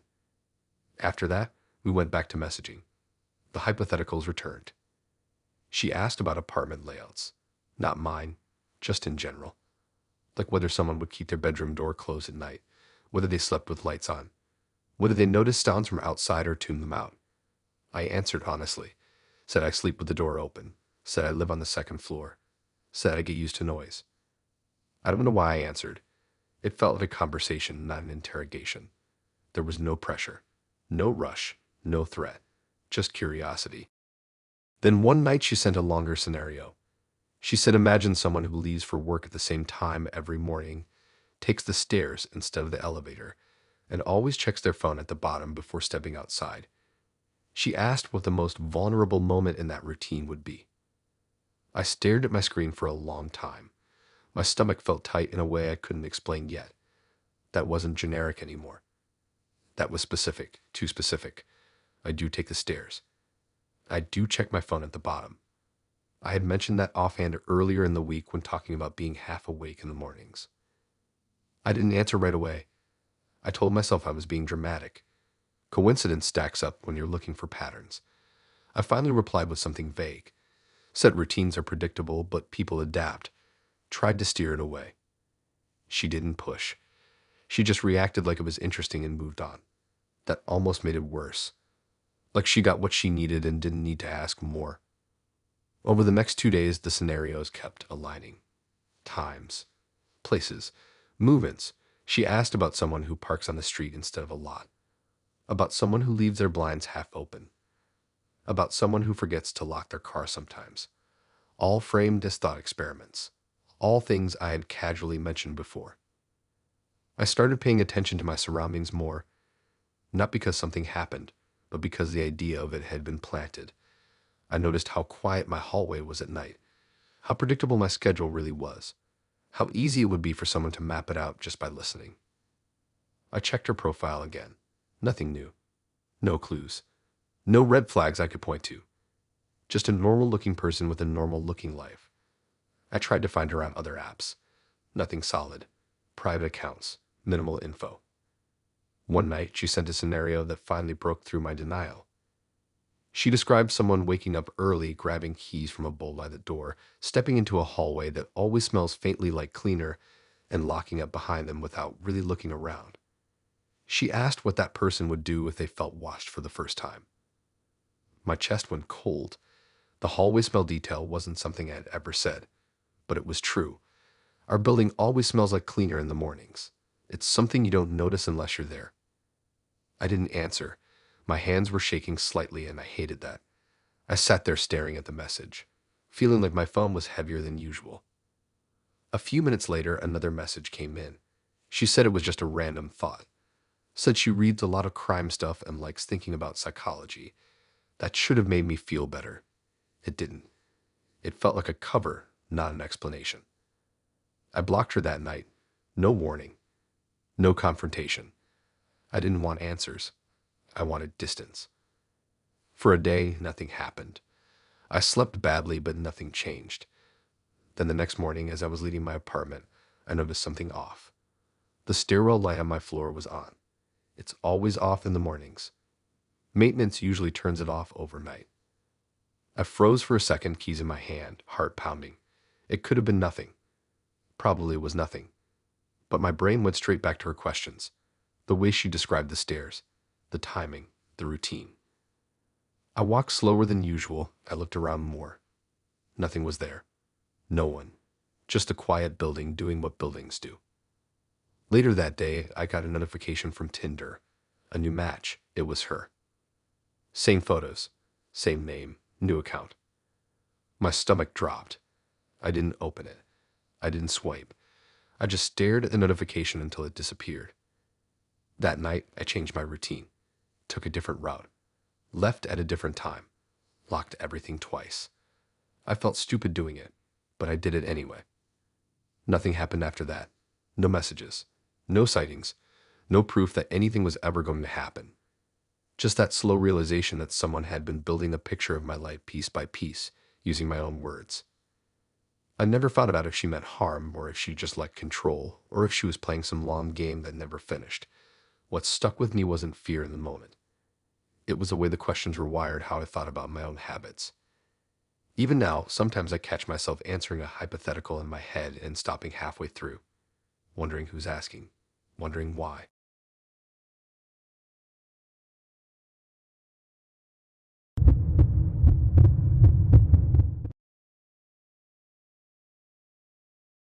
I knew I wanted out before I knew why. It wasn't panic yet. It was that quiet urge to move that shows up before your brain puts words on it. Like when you realize you've been holding your breath for too long, but can't remember when you started. I was standing there nodding along, pretending to care, while every part of me was already halfway down the path to the exit. We matched on Tinder that morning. Not late night board matching, but early, coffee still in my hand, brain half awake. His profile didn't set anything off. Normal photos, normal smile, nothing intense. He messaged fast, but not in a desperate way. Just responsive. Present. He suggested meeting in the afternoon at a local market that had a wine bar inside. Public enough to feel safe, casual enough to leave without it being awkward. That was my thinking, at least. The place was busy when I got there. Carts rattling, people reaching over each other, that constant hum of movement that makes you feel less alone even when you are. He was already inside near the back, leaning against a counter like he'd been there a while. He waved like we were old friends. I smiled back automatically. At first, it felt fine. We grabbed drinks and stood near a long aisle of shelves stacked too close together. Bottles on one side, snack displays on the other. The space was narrow, but I didn't mind. I like busy places. They make things feel contained. We talked. It was an amazing conversation, but it wasn't uncomfortable either. He talked a lot about random stuff. Work, his schedule, things he liked to notice about people. I listened, added comments when I needed to. I checked my phone once and realized I had been there longer than I planned. I shifted my weight and said I should probably head out soon. Not dramatic, just a soft signal. I reached for my bag and took a small step sideways toward the open part of the aisle. He stepped, too. Not toward me, just into the same space I was aiming for. It was subtle enough that I almost convinced myself it was nothing. The aisle was tight. People were moving. Maybe he just adjusted without thinking. I waited a beat, expecting him to move back. He didn't. He kept talking, eyes on me, voice steady. I nodded and smiled, even though my body had already clocked it. I tried again a minute later. This time I stepped a little quicker, like if I moved with confidence the path would open. It didn't. He shifted again, matching me without turning it into a big motion. Suddenly his shoulder was right where I needed to pass. I laughed quietly, trying to keep it light, and stepped back. My heart rate picked up just a little. Not fear yet, more confusion. I stood there holding my drink, listening to him talk about something I wasn't absorbing anymore. My eyes kept flicking toward the end of the aisle where I could see open space. People passing. Freedom, basically. After another minute, I tried a different angle. I turned my body like I was going to step behind him instead of in front. He adjusted again, pivoting so his back lined up with the shelf, closing off that route too. He didn't look down.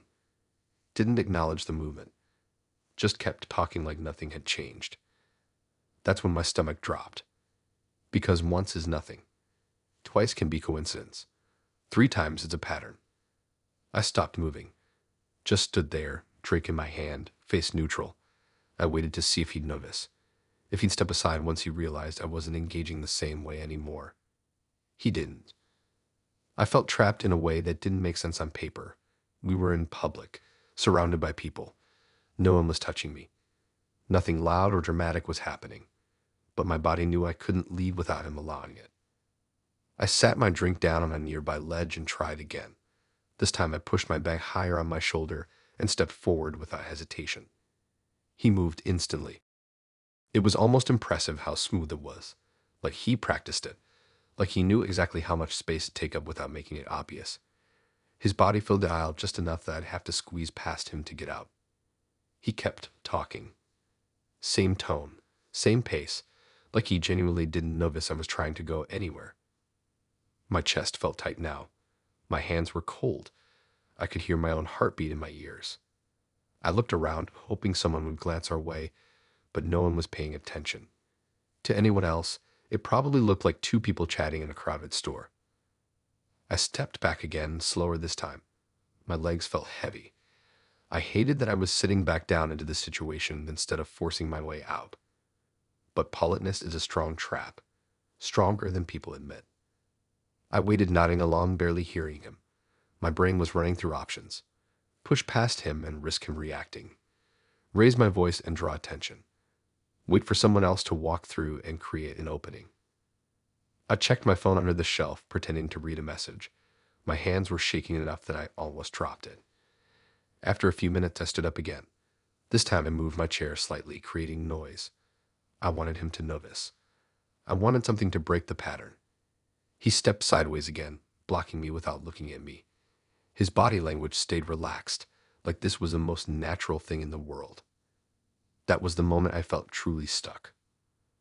I stood there, half turned, my bag pressed against my side, unable to move forward or back without making it obvious. My throat felt dry. I didn't trust my voice to stay steady if I spoke. Then a worker came down the aisle pushing a cart. He moved immediately. Stepped back, pulled in, smiled politely at the worker like he'd been standing there the whole time for a different reason. The aisle opened up completely. I didn't hesitate.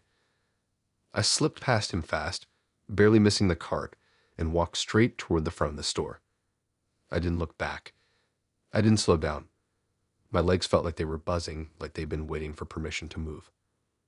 Once I was outside, the air felt too cold and too bright at the same time. I stood near my car and took a few deep breaths, trying to calm my body down. My hands were shaking harder now that I was out. My phone buzzed. A message from him asking where I went. The casualness of it made my stomach flip, like nothing had happened. Like he hadn't just controlled my movement for almost 20 minutes. I didn't reply. I blocked him right there, standing next to my car with my keys in my hand. It felt like the first choice I'd made freely since walking into that aisle. I sat in my car for a while before driving off. I kept replaying the movements in my head, how smooth they were, how intentional, how it only stopped when someone else entered the space. Nothing else happened after that. No messages, no sightings, no escalation. The date ended the moment I got past him and out of the store. But the feeling didn't end there. For weeks after, I noticed how often people stand in doorways, in aisles, in narrow hallways, how easy it is to control space without touching someone, without raising your voice, without doing anything that looks wrong. I started choosing seats closer to exits again. Started noticing who shifts when I move. Started trusting that first urge to leave instead of explaining it away. The scariest part wasn't that he blocked me. It was how easy it was for him to pretend it wasn't happening. How natural it looked from the outside. How invisible it would sound if I tried to explain it to someone who wasn't there. It ended quietly. No scene, no proof. Just a tight aisle, a few small steps, and the understanding that sometimes being trapped doesn't look dramatic at all.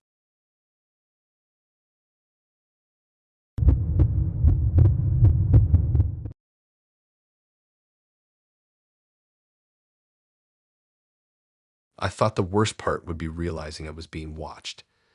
Turns out it was realizing I was being archived. That feeling didn't hit right away, though. At first, it just felt like a normal night that was slightly off, like when you walk into a room and forget why you went there but keep moving anyway. I remember standing in my kitchen tying my shoes, checking my reflection in the microwave door, thinking this was just another Tinder meet that would blur into all the others. We matched a few days earlier. Her profile was clean and simple, not too curated. She looked calm in her photos, like someone who doesn't rush. That made me feel less rushed too. We talked about boring stuff at first, which I liked. Work stress, sleep schedules, dumb habits. She typed slow but thoughtful. It didn't feel performative. When she suggested meeting up, it didn't feel like pressure, just a suggestion. She picked the place, a small bar that doubled as a gallery space, concrete floors, white walls, random art hanging crooked. I got there early because I hate being the one walking in late. I ordered a drink and leaned against the bar, watching people come and go. When she arrived, she waved like she was already comfortable. That should have felt nice. Instead, it felt like she was skipping a step. The date started fine. Not sparks, not awkward, just steady. She asked questions, but not too many. She listened without interrupting. Every now and then she'd glance at her phone, but not in a rude way. More like checking the time. I didn't think much of it. About 20 minutes in, she mentioned a friend might stop by. She said it casually like it wasn't a big deal. I hesitated for half a second, but I didn't want to seem weird about it. Public place. People do that sometimes. I nodded and took another sip of my drink. The friend showed up fast. Too fast to be a coincidence, but I didn't clock that until later. He didn't smile much, just nodded at me and took a seat slightly off to the side. Not fully joining, not fully separate. He placed his phone on the table face up. The screen lit briefly, then went dark. She introduced us quickly, names only, no explanation. He didn't say much, just listened. I tried to include him in the conversation a couple times, but he didn't really engage. He just watched. His eyes followed whoever was talking. His phone stayed on the table the whole time. At first, I thought he was just awkward. Some people are. I kept talking, telling a story about work that I'd told a dozen times before. Nothing personal. Nothing deep. I noticed him glance down at his phone a few times, like he was checking notifications. Again, normal enough. Then she said he was documenting things. The word landed weird. I didn't know what it meant in that context. She explained it lightly, like it was a joke. Like he was helping her remember stuff. She laughed. He didn't. I looked at his phone more closely then. The screen was on again. There was a recording interface open. A timer counting up. My stomach dropped, but I didn't react right away. I told myself I was misunderstanding. Maybe it was for a project. Maybe he was recording ambient sound. Maybe it wasn't what it looked like. She kept talking like nothing had changed. She asked me about my routine, about how long I'd been lit in my apartment, about my commute, questions that felt normal on their own. I answered, but slower now, more aware. The phone stayed on. The timer kept moving. I finally asked what exactly he was recording. My voice sounded calm, even though my chest felt tight. She answered without hesitation. Said it was documentation. Said it helped keep things clear. Said it was better to have records than rely on memory. That explanation didn't explain anything. It just made everything worse. I looked at him. He didn't react. Didn't reassure me. Didn't stop the recording. Just kept listening like this was standard procedure. I thought about leaving. I really did. But my brain kept trying to normalize it. Public place. 2 people. Nothing illegal. Maybe I was overreacting. Maybe this was some weird art thing. The gallery space didn't help. Everything already felt performative. I stayed. That's the part I keep replaying. Not because I blame myself, but because I want to understand why I didn't stand up right then and walk out. I think part of me wanted to see how far it would go. Part of me wanted to believe there was an explanation coming that would make it all make sense. It didn't. The questions got more specific. Not invasive, just detailed. Times, patterns, habits. Things I'd mentioned earlier now being rechecked, confirmed. Every time I answered, his phone screen lit up slightly brighter, like it was adjusting. I started choosing my words carefully. I gave vague answers, rounded corners. I noticed she watched my face more closely when I hesitated, like hesitation itself was data. At one point, she asked me to repeat something I'd said earlier. I hadn't realized I'd said anything worth repeating, but she phrased it like clarification. I repeated it. He tapped his screen once, marking something. I felt like I was in a room where the walls were slowly moving inward, but no one else could see them. After a while, I said I needed to go. I didn't dress it up. I didn't make excuses. I just said it plainly. She nodded like she expected that. He stopped the recording, finally. The timer froze. She smiled and said they got enough. Enough of what I didn't ask. I stood up, grabbed my jacket, and walked out before my brain could talk me out of it. The air outside felt sharp and clean, like I'd been underwater and just surfaced. I sat in my car for a long time before driving. My hands were shaking. I kept replaying everything. The word documentation, the timer, the way he never spoke unless necessary, the way she treated the whole thing like a casual add-on to a date. My phone buzzed on the drive home. A message from her thanking me for being open, saying it was refreshing, saying clarity matters. I didn't reply. I blocked her. Then I blocked the number I assumed was his even though he never messaged me. I went home and locked my door and checked it twice. The next day, I got an email from an address I didn't recognize. No greeting, no signature, just a file attached. I didn't open it. I stared at the screen until my eyes hurt. The file name was my first name followed by a date and time that matched the night before. I deleted the email, then emptied trash, then checked spam just to make sure nothing else was there. For weeks after, I felt weird talking. Not paranoid exactly, just aware. Every sentence felt like it could be lifted out of context and pinned somewhere. I caught myself simplifying stories, cutting details, answering questions with questions. Nothing else happened. No follow-ups. No more emails. No threats. No explanation. Just that one night and the sense that I'd been reduced to a file somewhere, labeled and stored. Sometimes I wonder what they'd do with it. If they ever listen back. If my voice sounds different through their device. If my pauses mean something I didn't intend. The scariest part wasn't being recorded. It was how calm they were about it, like this was normal. Like I was the weird one for feeling uncomfortable. It ended without drama. I wasn't hurt. Nothing was stolen. I just walked into a date and walked out knowing my words didn't belong to me anymore.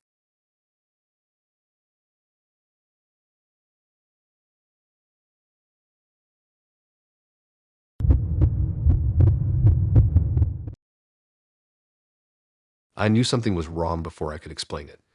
Not fear exactly. More like the feeling you get when you walk into a room and realize a conversation stopped right before you entered. Nothing obvious. Just a shift. I felt it in my shoulders first, like they tightened on their own. I remember thinking I should trust that feeling, then immediately telling myself I was being dramatic because nothing had actually happened yet. We matched the night before. His profile was louder than most, but not in a scary way. Lots of group photos, lots of captions. The kind of guy who looks like he's always mid-story. We talked fast. He was charming in that practice way that makes you feel like you're already behind if you don't keep up. When he suggested drinks, I said yes because it felt easy and because I didn't want to overthink another normal night. The bar was busy when I got there. Low lights, sticky floors, music loud enough to blur conversations together. I like that. Busy places feel safer to me. More eyes, more noise, more exits. I got there first and stood at the bar waiting, scrolling my phone, pretending I wasn't scanning the room. He arrived smiling, already talking, already comfortable. He ordered for himself without asking what I wanted, then laughed it off and said I could grab mine next. I didn't mind. It felt small. The bartender glanced at me longer than usual, then at him, then back at me. I noticed it but didn't think much of it. We sat at a high table near the bar. He talked a lot. Not aggressively, just constantly. Stories stacked on stories, barely stopping for air. I nodded and added comments where I could. I tried to relax into it. I kept reminding myself that this was just a date, not a test. Every time I shifted in my seat, I noticed someone behind the bar glance over. Not just a quick look, a watchful one. I caught the bartender's eyes more than once. Each time they looked away fast, like they'd been caught doing something they weren't supposed to. I went to the bathroom halfway through the drink, mostly to get space. As I walked past the bar, one of the staff members leaned slightly forward, watching me go. I felt it on my back. In the bathroom mirror, my face looked tense. I took a few deep breaths and told myself to reset. When I came back out, the vibe felt different. The bartender asked if I was okay in a tone that felt off. Not caring. Assessing. I nodded, confused, and went back to the table. He smiled like nothing had changed. As the night went on, I started feeling restless. The stories were looping. The jokes felt rehearsed. My phone buzzed with a low battery warning, and I took it as a sign. I told him I should probably head out soon. That's when I noticed it clearly. The staff shifted. Not all at once, but enough that I couldn't ignore it anymore. One leaned against the bar closer to our table. Another wet the same spot over and over, eyes flicking toward me. Someone else stood near the end of the bar with their arms crossed, watching. Not him, me. My chest tightened. I tried to catch the bartender's eye again, thinking maybe I could signal something. When I did, their expression was neutral but firm, like they were monitoring a situation they already understood. I stood up, reaching for my bag. My legs felt shaky, but I kept my movements calm. As I did, one of the staff members took a small step closer, not blocking me, just close enough to make their presence obvious. He laughed and kept talking like I hadn't moved. I said again that I needed to go. I took a step toward the aisle between tables. The bartender's eyes followed me, not him. Someone else leaned forward slightly, ready. That's when it hit me. They weren't watching to help. They were watching to contain. My mind started racing, trying to figure out what story they'd been told, what version of me existed in their heads right now. Because whatever it wasn't accurate. It wasn't neutral. It felt like it had been framed before I ever opened my mouth. I tried to walk toward the bar, thinking maybe pain would create a natural exit. As I did, the bartender raised a hand slightly like a signal. Another staff member moved closer to the space between me and the door. My heart started pounding. I could feel heat rising up my neck. I was very aware of my breathing, of how fast it was getting. I tried to slow it down, knowing that any sign of distress might be read the wrong way. He leaned closer to me, still talking, still smiling. I noticed then how relaxed he was, like he knew exactly how this would go. I caught a fragment of something he'd said earlier, clicking into place too late. Something about how people sometimes get overwhelmed in public, how staff can misread situations, how it helps to set expectations. He had already done that. Somewhere before I arrived, before I sat down, before I even ordered a drink, he had told them something about me. Not enough to raise alarms, just enough to tilt the room. I tried to laugh it off, tried to keep my voice steady as I said I just needed some air. I took another step toward the door. A staff member stepped in front of me, not blocking completely, just enough. They asked if I was okay again, voice calm but eyes sharp. The way you talk to someone you expect to lose control at any moment. I nodded too fast, said yes too quickly. I could feel myself flushing and hated that it proved whatever story they believed. I looked around the bar, suddenly very aware of how loud it was, how many people were there, how none of them were paying attention to me at all. To them, I was just another girl on a date, maybe tipsy, maybe emotional. I took a deep breath and forced myself to slow down. I stood still. I didn't move toward the door. I didn't argue. I just waited. The tension stretched. He kept talking, pretending nothing was happening. The staff kept watching me like I was a live wire. Finally, I said I needed to step outside. Not leave, just outside. I framed it like a small request. Manageable, less threatening. The bartender hesitated, then nodded. One of the staff members walked with me toward the door. Not beside me, slightly behind. Close enough that I could feel their presence. As soon as I was outside, the noise dropped away. The cool air hit my face, and I sucked in a breath I didn't realize I'd been holding. I took a few steps away from the entrance, hands shaking. The staff member stood by the door, watching me, waiting. I didn't go back in. I walked down the block instead, fast but not running. My phone buzzed with messages from him asking where I went, acting confused, acting concerned. I didn't answer. I kept walking until the bar was out of sight. Once I was far enough away, I stopped and leaned against a wall, trying to steady myself. My heart was still racing. My head felt foggy, like I'd just escaped something I couldn't fully explain. Later that night, when my phone was charged again, I replayed everything. The bartender's look, the way staff moved before I did, the calm confidence he had when the room shifted. It all lined up too cleanly to be coincidence. I blocked him, then unmatched, then sat there staring at my screen, feeling small and angry and confused all at once. Nothing else happened after that. No follow-ups, no messages, no explanation. The bar didn't call. The staff didn't check on me. The night ended the moment I walked away. But the feeling stuck. For a long time after, I noticed how people watch, how quickly a story can form before you even speak, how easy it is for someone else to control the narrative if they get there first. The scariest part wasn't that he warned them I might panic. It was that they believed him without knowing me at all, that his version of me mattered more than my own.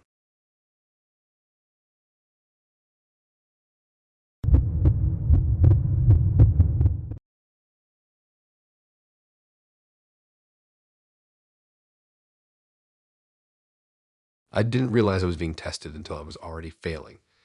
That's the part that keeps replaying. Not the moment she said it, but the stretch of time before that where I thought I was just being myself. I was standing there thinking I was having a normal night while someone else was quietly turning my reactions into numbers. We matched on Tinder on a slow Tuesday night. I was half watching something I'd already read the plot of online and half scrolling, not really invested. Her profile felt grounded. No dramatic angles, no loud captions. She looked like someone who knew what she was doing with her life, which weirdly made me want to step up a little. We talked for a day or two. Nothing heavy. Just enough that meeting didn't feel like a gamble. She picked a spot. A quiet cafe that stayed open late. The kind of place that looks cozy until you realize how echoey it is. Lots of wood, narrow tables. Big windows that reflect you back at yourself when it gets dark. I got there early and picked a table near the wall. I like having something solid behind me. I didn't think about why. She arrived right on time. No rushing, no apology. She smiled like this was already familiar territory. That should have felt comforting. Instead, it felt like she'd rehearsed the entrance. We ordered drinks and sat down. At first, it was fine. Easy, even. She asked questions, but not too many. She watched my face when I answered like she was looking for something specific. I told myself she was just attentive. That's what people say you want, right? Then she started pushing. Not in an obvious way. Just small confrontations dressed up as opinions. She'd say something slightly off and wait. I'd respond, trying to keep it light. She'd raise an eyebrow or tilt her head like she was evaluating my tone instead of my words. I noticed my body reacting before my brain did. Shoulders tightening. Jaw clenching then releasing. I kept adjusting how I sat without realizing it. Every time I shifted, her eyes followed the movement. At some point, she leaned back and said she wanted to try something. She framed it like curiosity, like she was working on herself. She said she'd matched with me on purpose. Not because she was interested, but because she needed practice. The word practice landed wrong. My stomach dropped, but my face stayed neutral. I waited for the rest. She explained she was working on confrontation techniques. Said it was part of something she was doing to feel more confident. She said Tinder was a good place to find real reactions without too much risk. I laughed at first because it sounded unreal, like something you joke about. She didn't laugh back. Then she started rating me. Not in a mean way. Not loudly. Just calmly. She commented on my posture, my breathing, the way I avoided eye contact when she pushed certain topics. She gave numbers. Said things like good deflection or mild avoidance. She said them out loud like she was taking notes. I felt heat rush to my face. Embarrassment mixed with something sharper. Anger maybe. But I didn't know where to put it. Every reaction I had became part of the thing she was measuring. I tried to say I wasn't comfortable with it. My voice came out steadier than I felt. She nodded and immediately labeled it. Said boundary assertion, mid-range confidence. She smiled like that was a win. My brain started scrambling. I didn't know whether to leave or stay still. Leaving felt like giving her data she wanted. Staying felt like letting it continue. Either way, I was part of it. She shifted topics again, deliberately pushing buttons. Brought up money, then work, then past relationships without using that word. Each time it reacted, she commented. She'd say things like delayed response or nervous laugh. She didn't sound cruel. She sounded clinical. I realized then that she wasn't trying to connect at all. This wasn't a date that went wrong. It was a setup that went exactly as planned. I started feeling small, not physically, mentally, like I was shrinking into a version of myself that existed only for her to poke at. I noticed how quiet the cafe was, how our voices carried, how other people could probably hear bits but not enough to understand what was happening. I stood up suddenly, chair scraping loud against the floor. My heart was pounding. She looked up at me, eyes bright, and said something about increased heart rate. She smiled and gave a number I didn't want to remember. That's when something snapped, not rage, just clarity. I grabbed my jacket and stepped back, creating space she couldn't narrate as easily. She kept talking even as I moved away, still commenting, still scoring, like the experiment didn't end just because I wanted it to. I walked out without saying anything else. The bell over the door rang too loud. The cold air hit my face, and I sucked in a breath like I'd been underwater. I stood outside for a minute, hands shaking, trying to get my body to calm down. My phone buzzed almost immediately. A message from her thanking me for participating. She said it was really helpful. She said I scored higher than average. I blocked her, unmatched, deleted the chat. My fingers moved fast and sure for once. The walk home felt longer than usual. Every step felt heavy. I kept replaying the night, trying to figure out when it stopped being normal. Trying to see if there was a moment I could have caught it earlier. There probably was. There always is in hindsight. What messed me up wasn't just that she used me. It was how easily she turned my reactions into objects. How my discomfort became data. How she never once asked if I agreed to any of it. For days after, I noticed myself editing my behavior, sitting straighter, controlling my expressions, wondering how things would be rated if someone was watching. It took me a while to shake that feeling, like an invisible scorecard was still floating somewhere nearby. Nothing else came of it. No posts, no messages, no follow-up. Just that one night where I thought I was meeting someone and instead became a case study. Sometimes I think about how confident she was, how sure, how she never doubted her right to do it.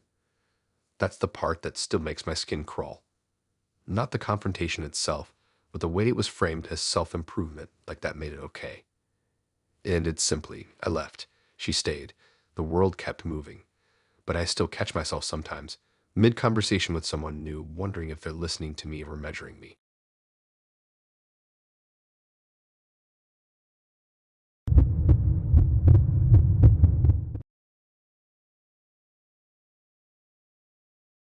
I didn't notice the sound right away.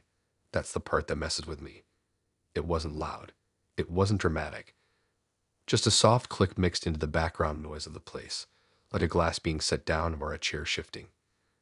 My brain didn't react until a second later, when I realized that sound didn't belong to anything around us. The night had started calm enough that I didn't feel guarded. That alone makes me mad at myself sometimes, even though I know that's not fair. I had been living in a stretch where Tinder dates were just something to do after work. Not exciting, not scary, just something to fill time. He matched with me earlier that week and didn't push for anything fast. That felt like a green flag back then. We picked a casual spot near a row of small shops. Not loud, not empty. Somewhere I'd been before with friends. I showed up a few minutes early and sat near the window, phone on the table, bag at my feet. I remember thinking I liked the lighting in there. Warm, forgiving. He came in smiling, already mid-sentence, like he'd been rehearsing what to say the whole walk over. He looked like his photos. Clean, put together, normal in a way that doesn't demand attention. We ordered drinks and sat down and started talking like we'd already agreed this would be easy. About 15 minutes in, he brought up safety, not in a scary way, not accusing. He said meeting strangers can be weird and he likes to be careful. He talked about bad stories he'd read online, about people lying, about things going wrong when expectations don't line up. I nodded because none of that sounded unreasonable. Then he said he usually likes to verify who he's meeting. I laughed, thinking he meant social media or something simple. But he clarified, said he meant I'd, just to make sure names match, said it helped him relax. That was the first moment I felt off. Not alarm bells, just a low hum in my chest. I told him no, said I wasn't comfortable with that. I expected pushback or awkwardness or maybe even tension. Instead, he smiled and said he understood. Said he didn't want to make me uncomfortable. Said it wasn't a big deal at all. I felt relieved too fast. We kept talking. The moment seemed to pass. I told myself I'd misread it. That he'd asked, I'd said no, and that was the end of it. That's how normal boundaries work. Later, when the server came by, I reached for my wallet without thinking. Muscle memory. Habit. I've done it 1,000 times. My ad slid out slightly when I opened it, just enough that the corner caught the light. That's when he leaned forward. It wasn't aggressive. That's what still makes my stomach twist. It was smooth, casual, like someone reaching for their own glass. His phone was already in his hand. I didn't see him pull it out. It was just there. The click. The soft flash. My brain stalled. I looked down and saw my eyed halfway out of my wallet. My face, my name, my address. All right there. I looked up at him, then at his phone, then back at him like maybe this was a joke I didn't understand yet. He said it was just for safety, said he got nervous sometimes, said he deleted. His tone didn't change at all, like he hadn't just crossed a line. My hand started shaking. I pushed my eye back into my wallet too slowly. I told him to delete it. My voice sounded thin, like it belonged to someone else. He nodded too quickly, said he would. He didn't show me. He didn't turn the screen toward me, didn't open his photos, didn't do anything to prove it was gone. He just slid the phone face down on the table and took a sip of his drink like the moment had passed. It hadn't. I felt exposed in a way I'd never felt before, like someone had reached into my bag and pulled out a piece of my life without asking. Not just my name, everything tied to it. I stood up abruptly. My chair scraped loud against the floor, and a couple people looked over. I didn't care. I said I was leaving. I grabbed my bag and walked out before my brain could slow me down. Outside, the air felt sharp. I stood there for a second, hands shaking, heart racing. My phone buzzed in my pocket, but I didn't look at it yet. I just tried to breathe. When I finally checked, there was a message from him saying he understood if I was upset, saying he deleted the photo, saying he hoped I got home safe. There was no proof. No way to know if that was true. Even if he deleted it from his phone, that didn't mean it hadn't already gone somewhere else. Cloud backups, messages, anything. I blocked him. I went straight home and locked my door.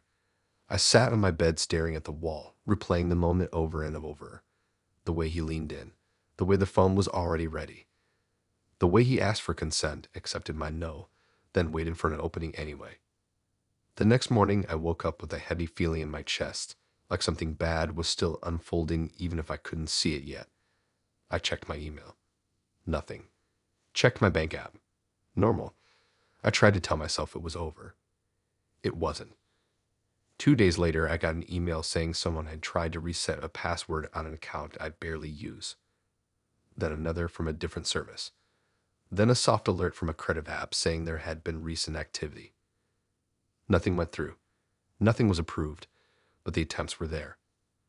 My stomach dropped. I spent the rest of the day on the phone, freezing credit, changing passwords, explaining to strangers that someone had taken a photo of my ID without consent. Some people were helpful. Some sounded bored. One asked why I let it happen. That question stuck with me longer than it should have.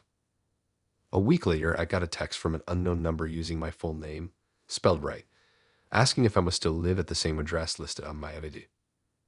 I didn't reply. I blocked the number. I sat there shaking anyway. Nothing else happened after that. No accounts opened. No money taken. Just the knowledge that my information existed somewhere it shouldn't. That someone had decided my safety mattered less than their comfort. I deleted Tinder quietly after that. No announcement. No dramatic post. Just gone. I didn't trust myself not to downplay red flags again. The part that still gets me isn't the photo. It's the setup, the way he framed it as concern, the way he waited until my guard was down, the way he took it before I could stop him and acted like it was already agreed upon. It ended without closure, no apology that mattered, no proof that the image was gone. Just that soft click and the understanding that once someone has your identity, you don't get to decide how careful they'll be with it.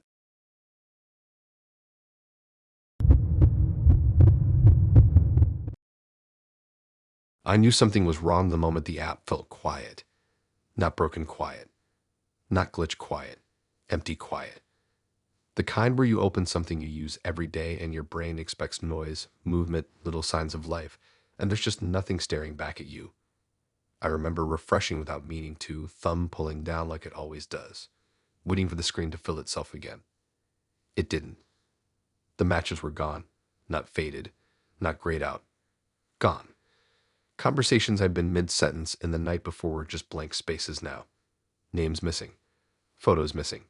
Like someone had swept a hand across the screen while I slept and erased everything that connected me to other people.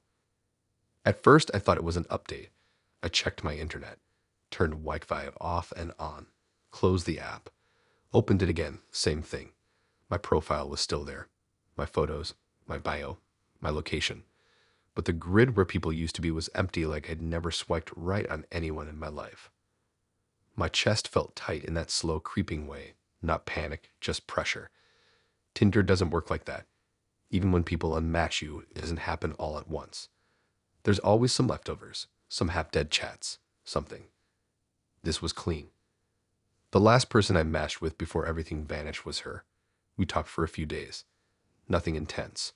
She was funny in a dry way, liked asking questions that felt thoughtful but not invasive. We met once at a casual place near the edge of town. Nothing bad happened. Nothing dramatic.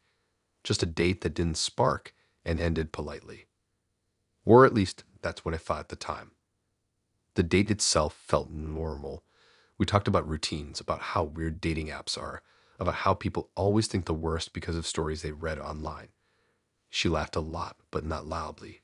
Watched me when I talked like she was filing things away. Toward the end of the night, she mentioned safety. Not about herself. About other people. About how she believes in warning systems. I didn't know what she meant, but I nodded because it sounded reasonable in that big way things do when you don't want to push back.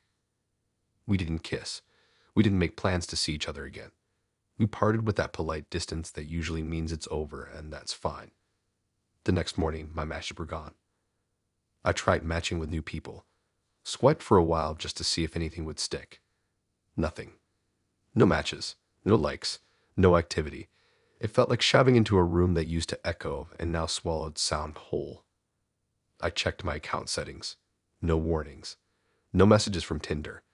Nothing to explain why I'd suddenly become invisible. Then my phone buzzed. It was a message from her, sent outside the app. She said she wanted to let me know she warned some people about me. Just in case. Said it wasn't personal. Said she didn't think I'd done anything wrong. Just as she believes in being cautious and sharing information when something feels off. My stomach dropped. I asked what she meant. She replied calmly, like this was already settled in her mind.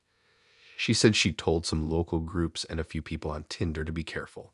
Said it was better safe than sorry. Said she'd rather be wrong than silent. I stared at the screen, my hands shaking slightly. I hadn't raised my voice. I hadn't crossed boundaries.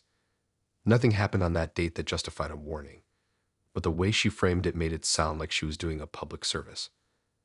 I opened Tinder again, refreshed, still empty.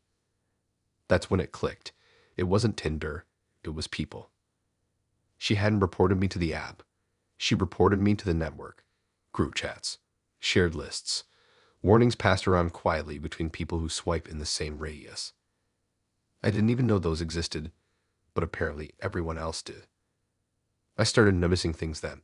How profiles disappear fast sometimes. How you will see someone for a day and then never again. How silence can be curated without you ever knowing who did it. I asked her what exactly she told them. She said she didn't go into detail. Just vibes. Just that I made her uncomfortable in a way she couldn't explain. Just that people should trust their instincts. Those words sat heavy in my chest. Instincts don't need proof. Vibes don't need facts. They just need to be shared. Over the next few days, Tinder stayed dead. I expanded my distance, changed my photos, rewrote my bio. Nothing. It was like my profile had been ghosted by an entire city overnight. I tried another app, made a new account with different photos. Same result. No activity, no matches, nothing. Then I had a message from someone I didn't recognize.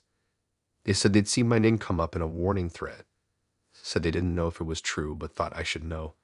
Said people were being told not to engage. I asked what thread. They didn't send it. Just said it was private. Said it wasn't their place to share. That was the worst part. Not knowing what was being said. Not knowing how I was being described. Not knowing how far it had spread. I kept thinking about the date, replaying every moment, trying to see what she could twist it into concern.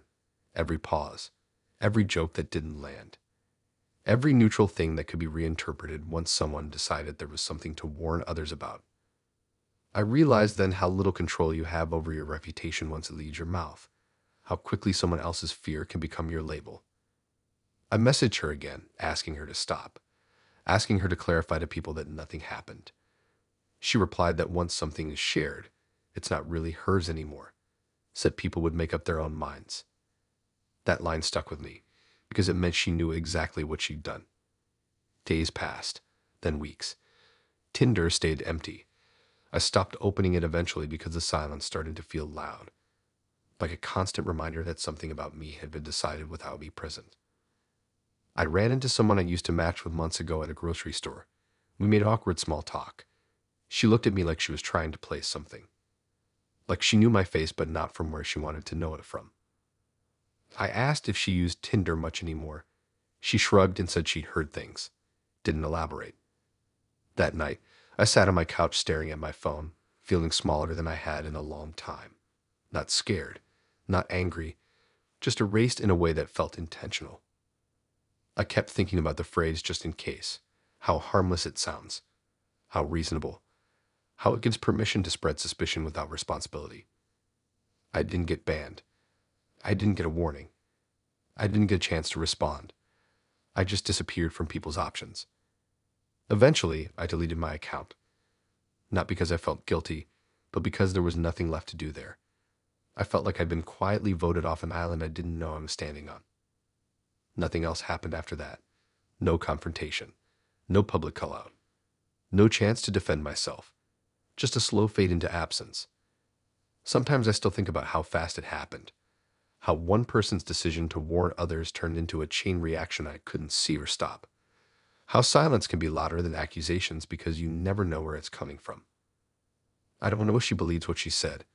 I don't know if she thinks she did the right thing. I just know that one morning I opened an app and realized I'd been removed from a system I didn't know I was being judged by. The scariest part wasn't losing matches. It was losing context. Losing the ability to be seen as neutral. Because once someone decides to warn others about you, even without proof, the absence of noise becomes the verdict.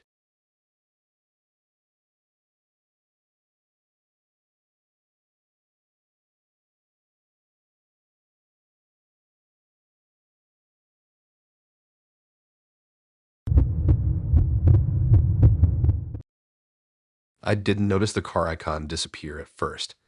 That's what gets me. It was there, moving closer, that little dot sliding along the map like it always does, reassuring in a boring way. I was staring at it while half listening to him talk, already mentally packing my bag and planning the couch I'd collapse onto when I got home. Then my phone buzzed, the screen refreshed, and the map went blank.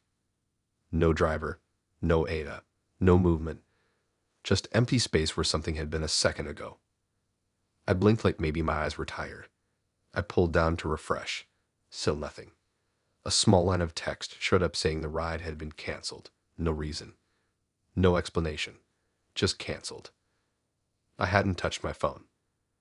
I looked up at him confused, and that's when I realized his phone was in his hand, tilted slightly away from me.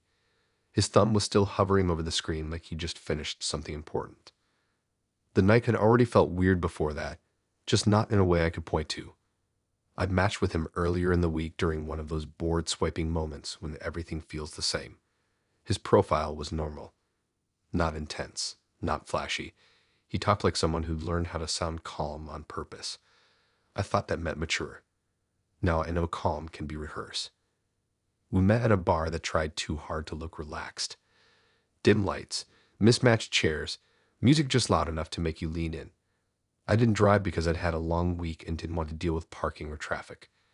I ordered a ride there and planned to do the same going home. Simple. The date started fine. Not sparks, not red flags. Just fine. We talked about random stuff. Work, sleep habits. Things you complain about when you don't know someone well enough to say anything real yet. He kept checking his phone, but I assumed he was just bad at giving attention. A lot of people are. About an hour in, I felt done. Not unsafe, just tired. I said I was heading out soon and pulled my phone out to call a ride. He watched me do it. I noticed that, but I didn't think much of it. People watch phones all the time. The car matched fast. I saw the driver's name. Saw the little icon start moving.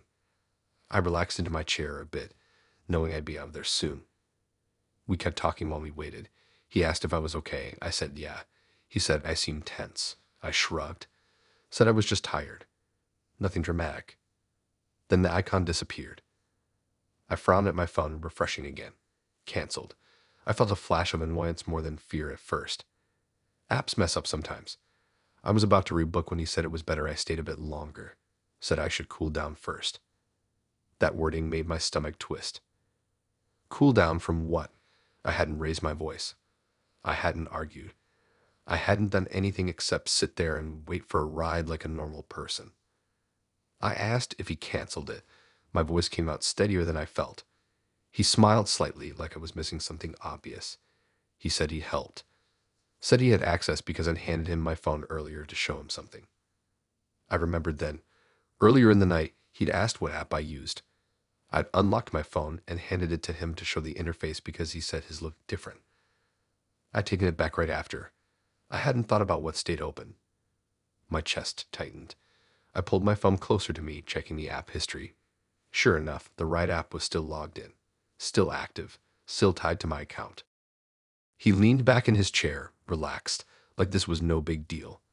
Said he didn't like it when people left while they were upset. Said it wasn't safe. Said it was better to wait until emotions settled. I felt heat rise in my face. Not anger exactly, more disbelief, like I was watching someone rewrite reality out loud. I told him to rebook it. He didn't move. Said I could order another one later. Said it wouldn't take long to cool down. I wasn't panicking yet, but my body was on edge. My hands felt cold. My heart was beating faster than it should have been. I looked around the bar, suddenly very aware of how late it was getting, how people were thinning out. I tried to rebook myself. The app wouldn't let me right away. Some cooldown message popped up about recent cancellations. My throat went dry. I asked for my phone back even though it was already in my hand. The words came out awkward. He laughed softly like I was being dramatic, said I had it. Said everything was fine. Nothing felt fine. I stood up, pushing my chair back. He stood too, just a little slower. Not blocking me. Just close enough to make his presence felt. He said I should sit down. Said people were looking. I hated that part, how he made it sound like I was the one causing a scene just by wanting to leave. I told him again I was leaving. I started walking toward the door, my phone clutched tight. He followed, staying close. Not touching me, just there. Outside, the air felt sharp. I took a deep breath, my hands shaking as I tried to open the app again. Still couldn't order right away. The screen told me to wait. He stood next to me, hands in his pockets, watching my screen like it was his. He said this was exactly what he meant. Said I was stressed. Said it proved his point. I stepped away from him, putting space between us. My voice finally shook when I told him to back off. He raised his hand slightly, like he was calming an animal. Said he was just trying to help. Help felt like the wrong word. Control felt closer, but I didn't say it out loud. I looked around for anyone else. The street was quieter than I liked. A couple people passed by, but no one slowed down. No one paid attention. After a few minutes that felt way longer, the app finally let me request another ride. I did it fast, my thumb shaking. A driver matched again. I watched the icon like my life depended on it.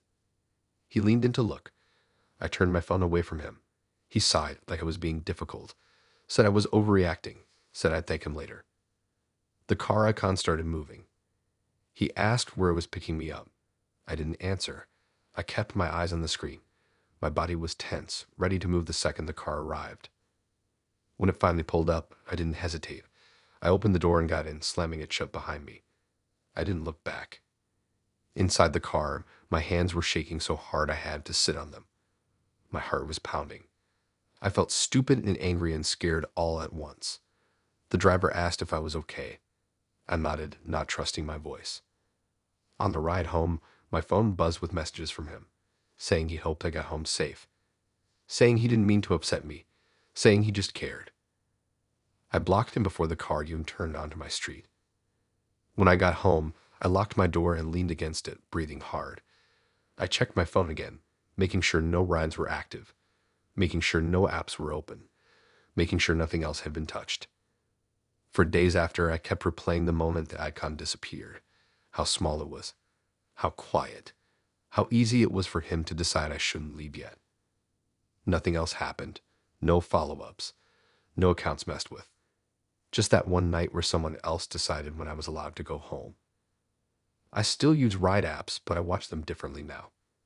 I don't hand my phone over anymore. I don't assume control stays with me just because it should.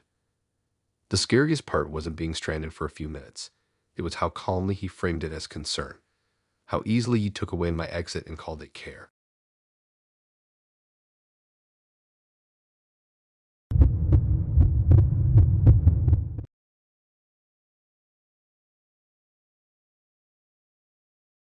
The sentence didn't hit me right away.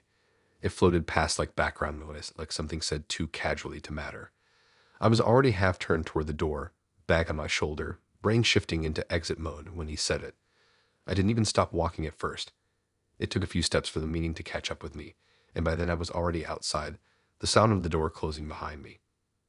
The night air felt colder than it should have. I stood there for a second, keys in my hand, replaying the words in my head. Didn't pass. Not angry, not loud, just calm, like he was reading a result off a screen. I shook it off at first. Told myself it was just a weird comment from a weird guy. Tinder dates are full of those. You collect them like stories you tell later and laugh about. I walked toward my car, my phone buzzing with notifications I didn't check yet, my body still riding that post-date adrenaline. We matched earlier that week. His profile didn't stand out much. Average photos, average bio. Nothing that screamed control freak or anything like that. We talked a bit, not constantly. He asked thoughtful questions, but not too many. It felt normal. That's probably why I agreed to meet without overthinking it. The place we met was a casual bar near a strip of restaurants. Nothing fancy. Loud enough to avoid awkward silence, busy enough to feel safe. I got there first and grabbed a table near the wall. When he arrived, he smiled and acted like we already knew each other. That should have felt warm. Instead, it felt practiced. The date itself wasn't terrible. Not great either. He talked a lot about people. Not friends or family, but people in general.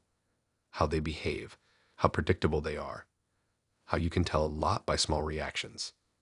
I nodded along, assuming he was just into psychology or whatever. Lots of people are. He asked questions that felt oddly specific, not invasive, just targeted. How I react to stress, whether I get defensive easily, how I handle conflict. I answered honestly, not thinking much of it. It felt like conversation, not a test. But there were moments, little pauses where he'd look at me like he was waiting for something else, like he expected a different answer. When I laughed at something, he'd tilt his head slightly, watching. When I checked my phone, he noticed. About an hour in, I felt done. Not unsafe, just bored and a little drained. I said I was going to head out soon. He nodded, smiling, like he expected that too. We finished our drinks, stood up, walked toward the door together. Nothing dramatic, nothing tense. Just the normal end of a date that isn't going anywhere. Right before I stepped outside, he said it. Calmly, almost kindly, said I didn't pass. I stopped then, turned back and asked what he meant. He didn't explain. Just smiled slightly and said it wasn't a big deal, said not everyone does. My stomach dropped, but I didn't give him the reaction he seemed to want. I shrugged, said okay, and walked out. I refused to let him have that moment. Outside, I laughed to myself, shaking my head. What freak. I unlocked my car and got in, the interior light clicking on. I checked my phone then, expecting maybe a message from a friend or a notification from work. Instead, Tinder logged me out. I frowned, thinking it was a glitch. The app does that sometimes. I typed my email and password. Error. Tried again. Error. A message popped up saying my account had been permanently banned for violating community guidelines. My heart started pounding. I stared at the screen, reading it again. Permanently. No appeal option. No explanation beyond a generic line about safety and integrity. I felt dizzy. I closed the app and opened it again. Same message. I checked my email. Nothing yet. No warning. No prior notice. Just gone. I sat there in my car, engine off, hands shaking slightly as I tried to make sense of it. I hadn't done anything. No arguments. No harassment. No weird messages. Nothing that could justify a ban out of nowhere. Then my phone buzzed. A message from him. He said he told me it didn't pass. Said he likes to be upfront. Said he'd already filed a report because he believes in keeping platforms safe. Said he hoped I understand.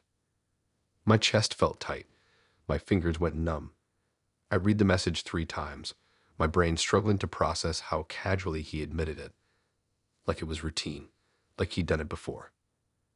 I asked what he reported. My reply came out shaky and fast.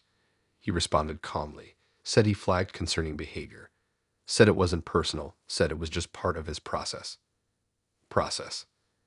That word made my skin crawl. I demanded details. He didn't give any. Just said the system works fast when multiple signals line up. Said it was better this way. Said I'd find other ways to meet people. I blocked him. Then I sat there in my car, staring at the dashboard, feeling like the ground had shifted under me. Tinder wasn't my whole life, but it was how I connected, how I met people, how I felt a little less invisible. Now it was gone because someone decided I failed something I didn't agree to take. When I got home, I checked my email again. This time there was a message from Tinder. Same generic wording.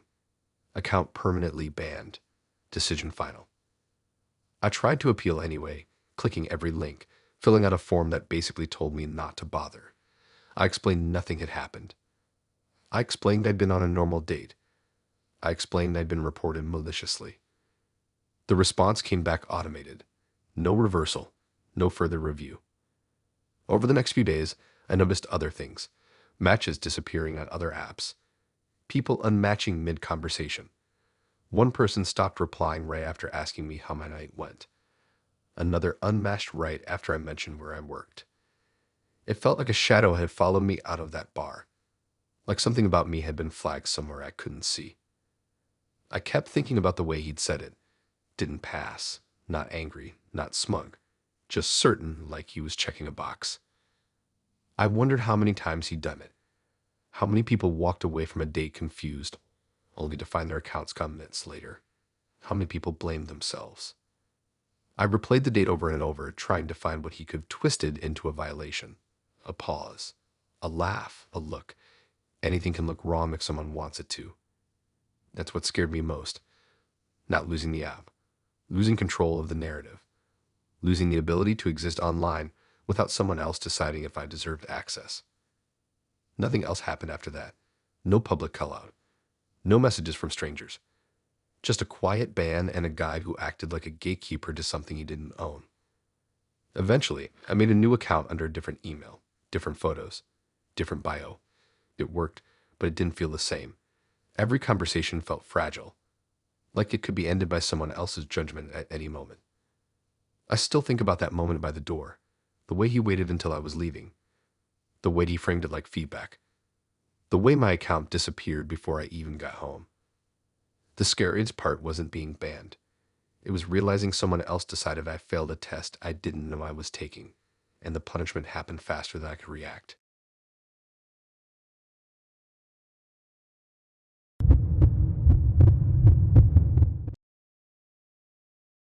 The first sign wasn't dramatic.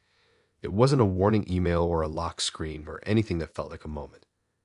It was just that weird jolt you get when something familiar suddenly feels off. Like when you reach for your phone, and it isn't where you always leave it.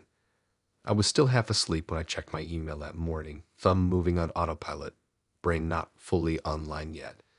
That's probably why it took me a few seconds longer than it should have. The inbox wasn't loading.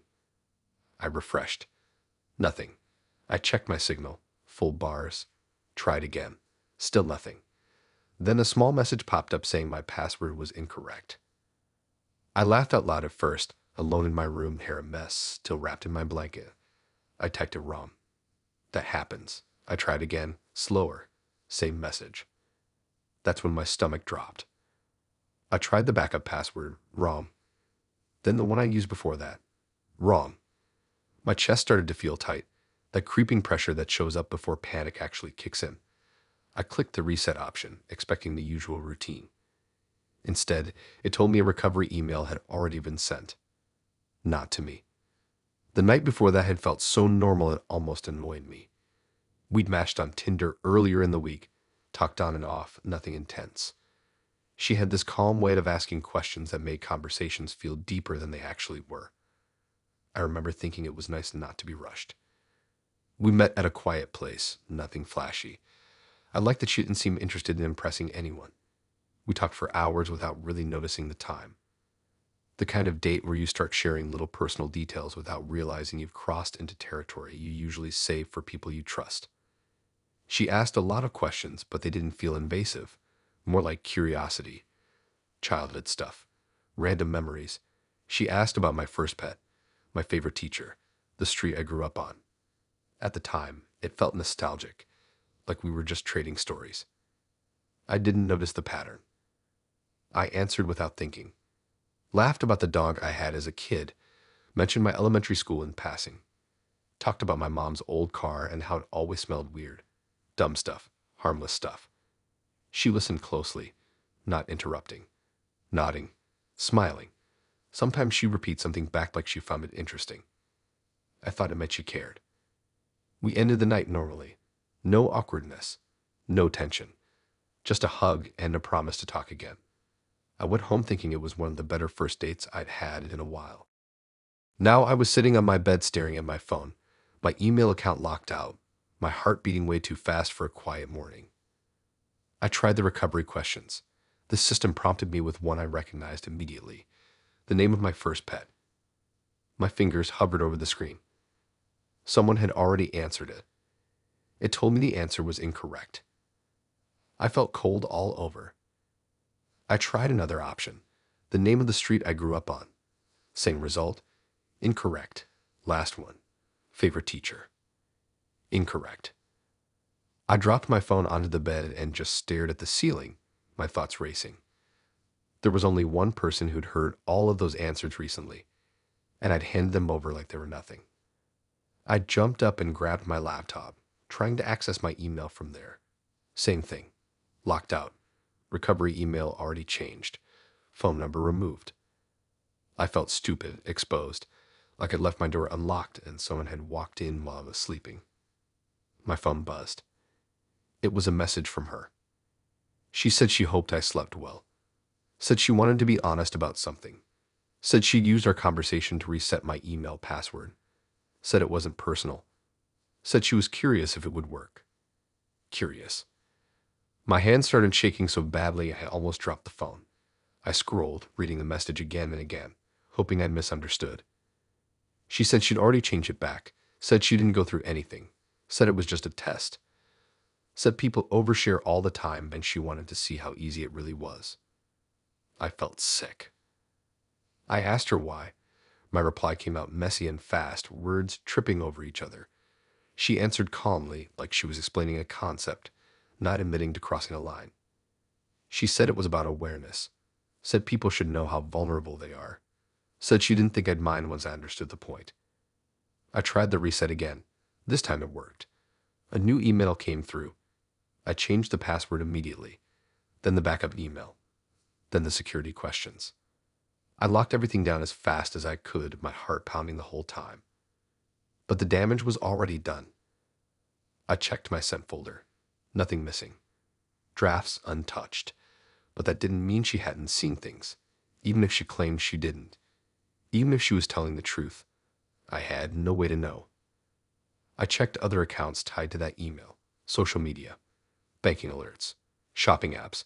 I spent the next 2 hours changing passwords, my fingers aching, my brain buzzing. Another message came in from her asking if I was okay, saying she didn't expect me to react so strongly, saying she thought I'd appreciate the demonstration. That word stuck with me. Demonstration, like I'd been a prop. I blocked her. Then I sat there staring at my screen, feeling smaller than I had in a long time. Not angry enough to yell. Not calm enough to shrug it off. Just hollow. Later that day, I got an alert from another service saying there had been a login attempt from a new device. It was blocked, but it still sent a chill through me. How many doors had I unknowingly left unlocked just by talking? I kept thinking back to the date, the way she'd asked those questions, the way I'd answered without hesitation, how proud I'd felt being open, how I'd mistaken curiosity for connection. Nothing else happened after that. No money taken, no accounts ruined. Just the knowledge that someone had walked through my digital life and left footprints I couldn't see. I deleted Tinder that night, not out of anger, just exhaustion. I didn't trust my ability to tell when a conversation stopped being harmless. The worst part wasn't losing access for a few hours. It was realizing how easily I'd given someone the keys without even knowing I was handing them over. I still catch myself now when someone asks about my past. I pause. I think. I wonder why they want to know. Not because I'm paranoid, but because I've seen how quickly stories turn into tools. It ended quietly. My email came back. My life went on. But that morning changed something in me. Not enough to make me bitter, just enough to make me careful in a way I never was before.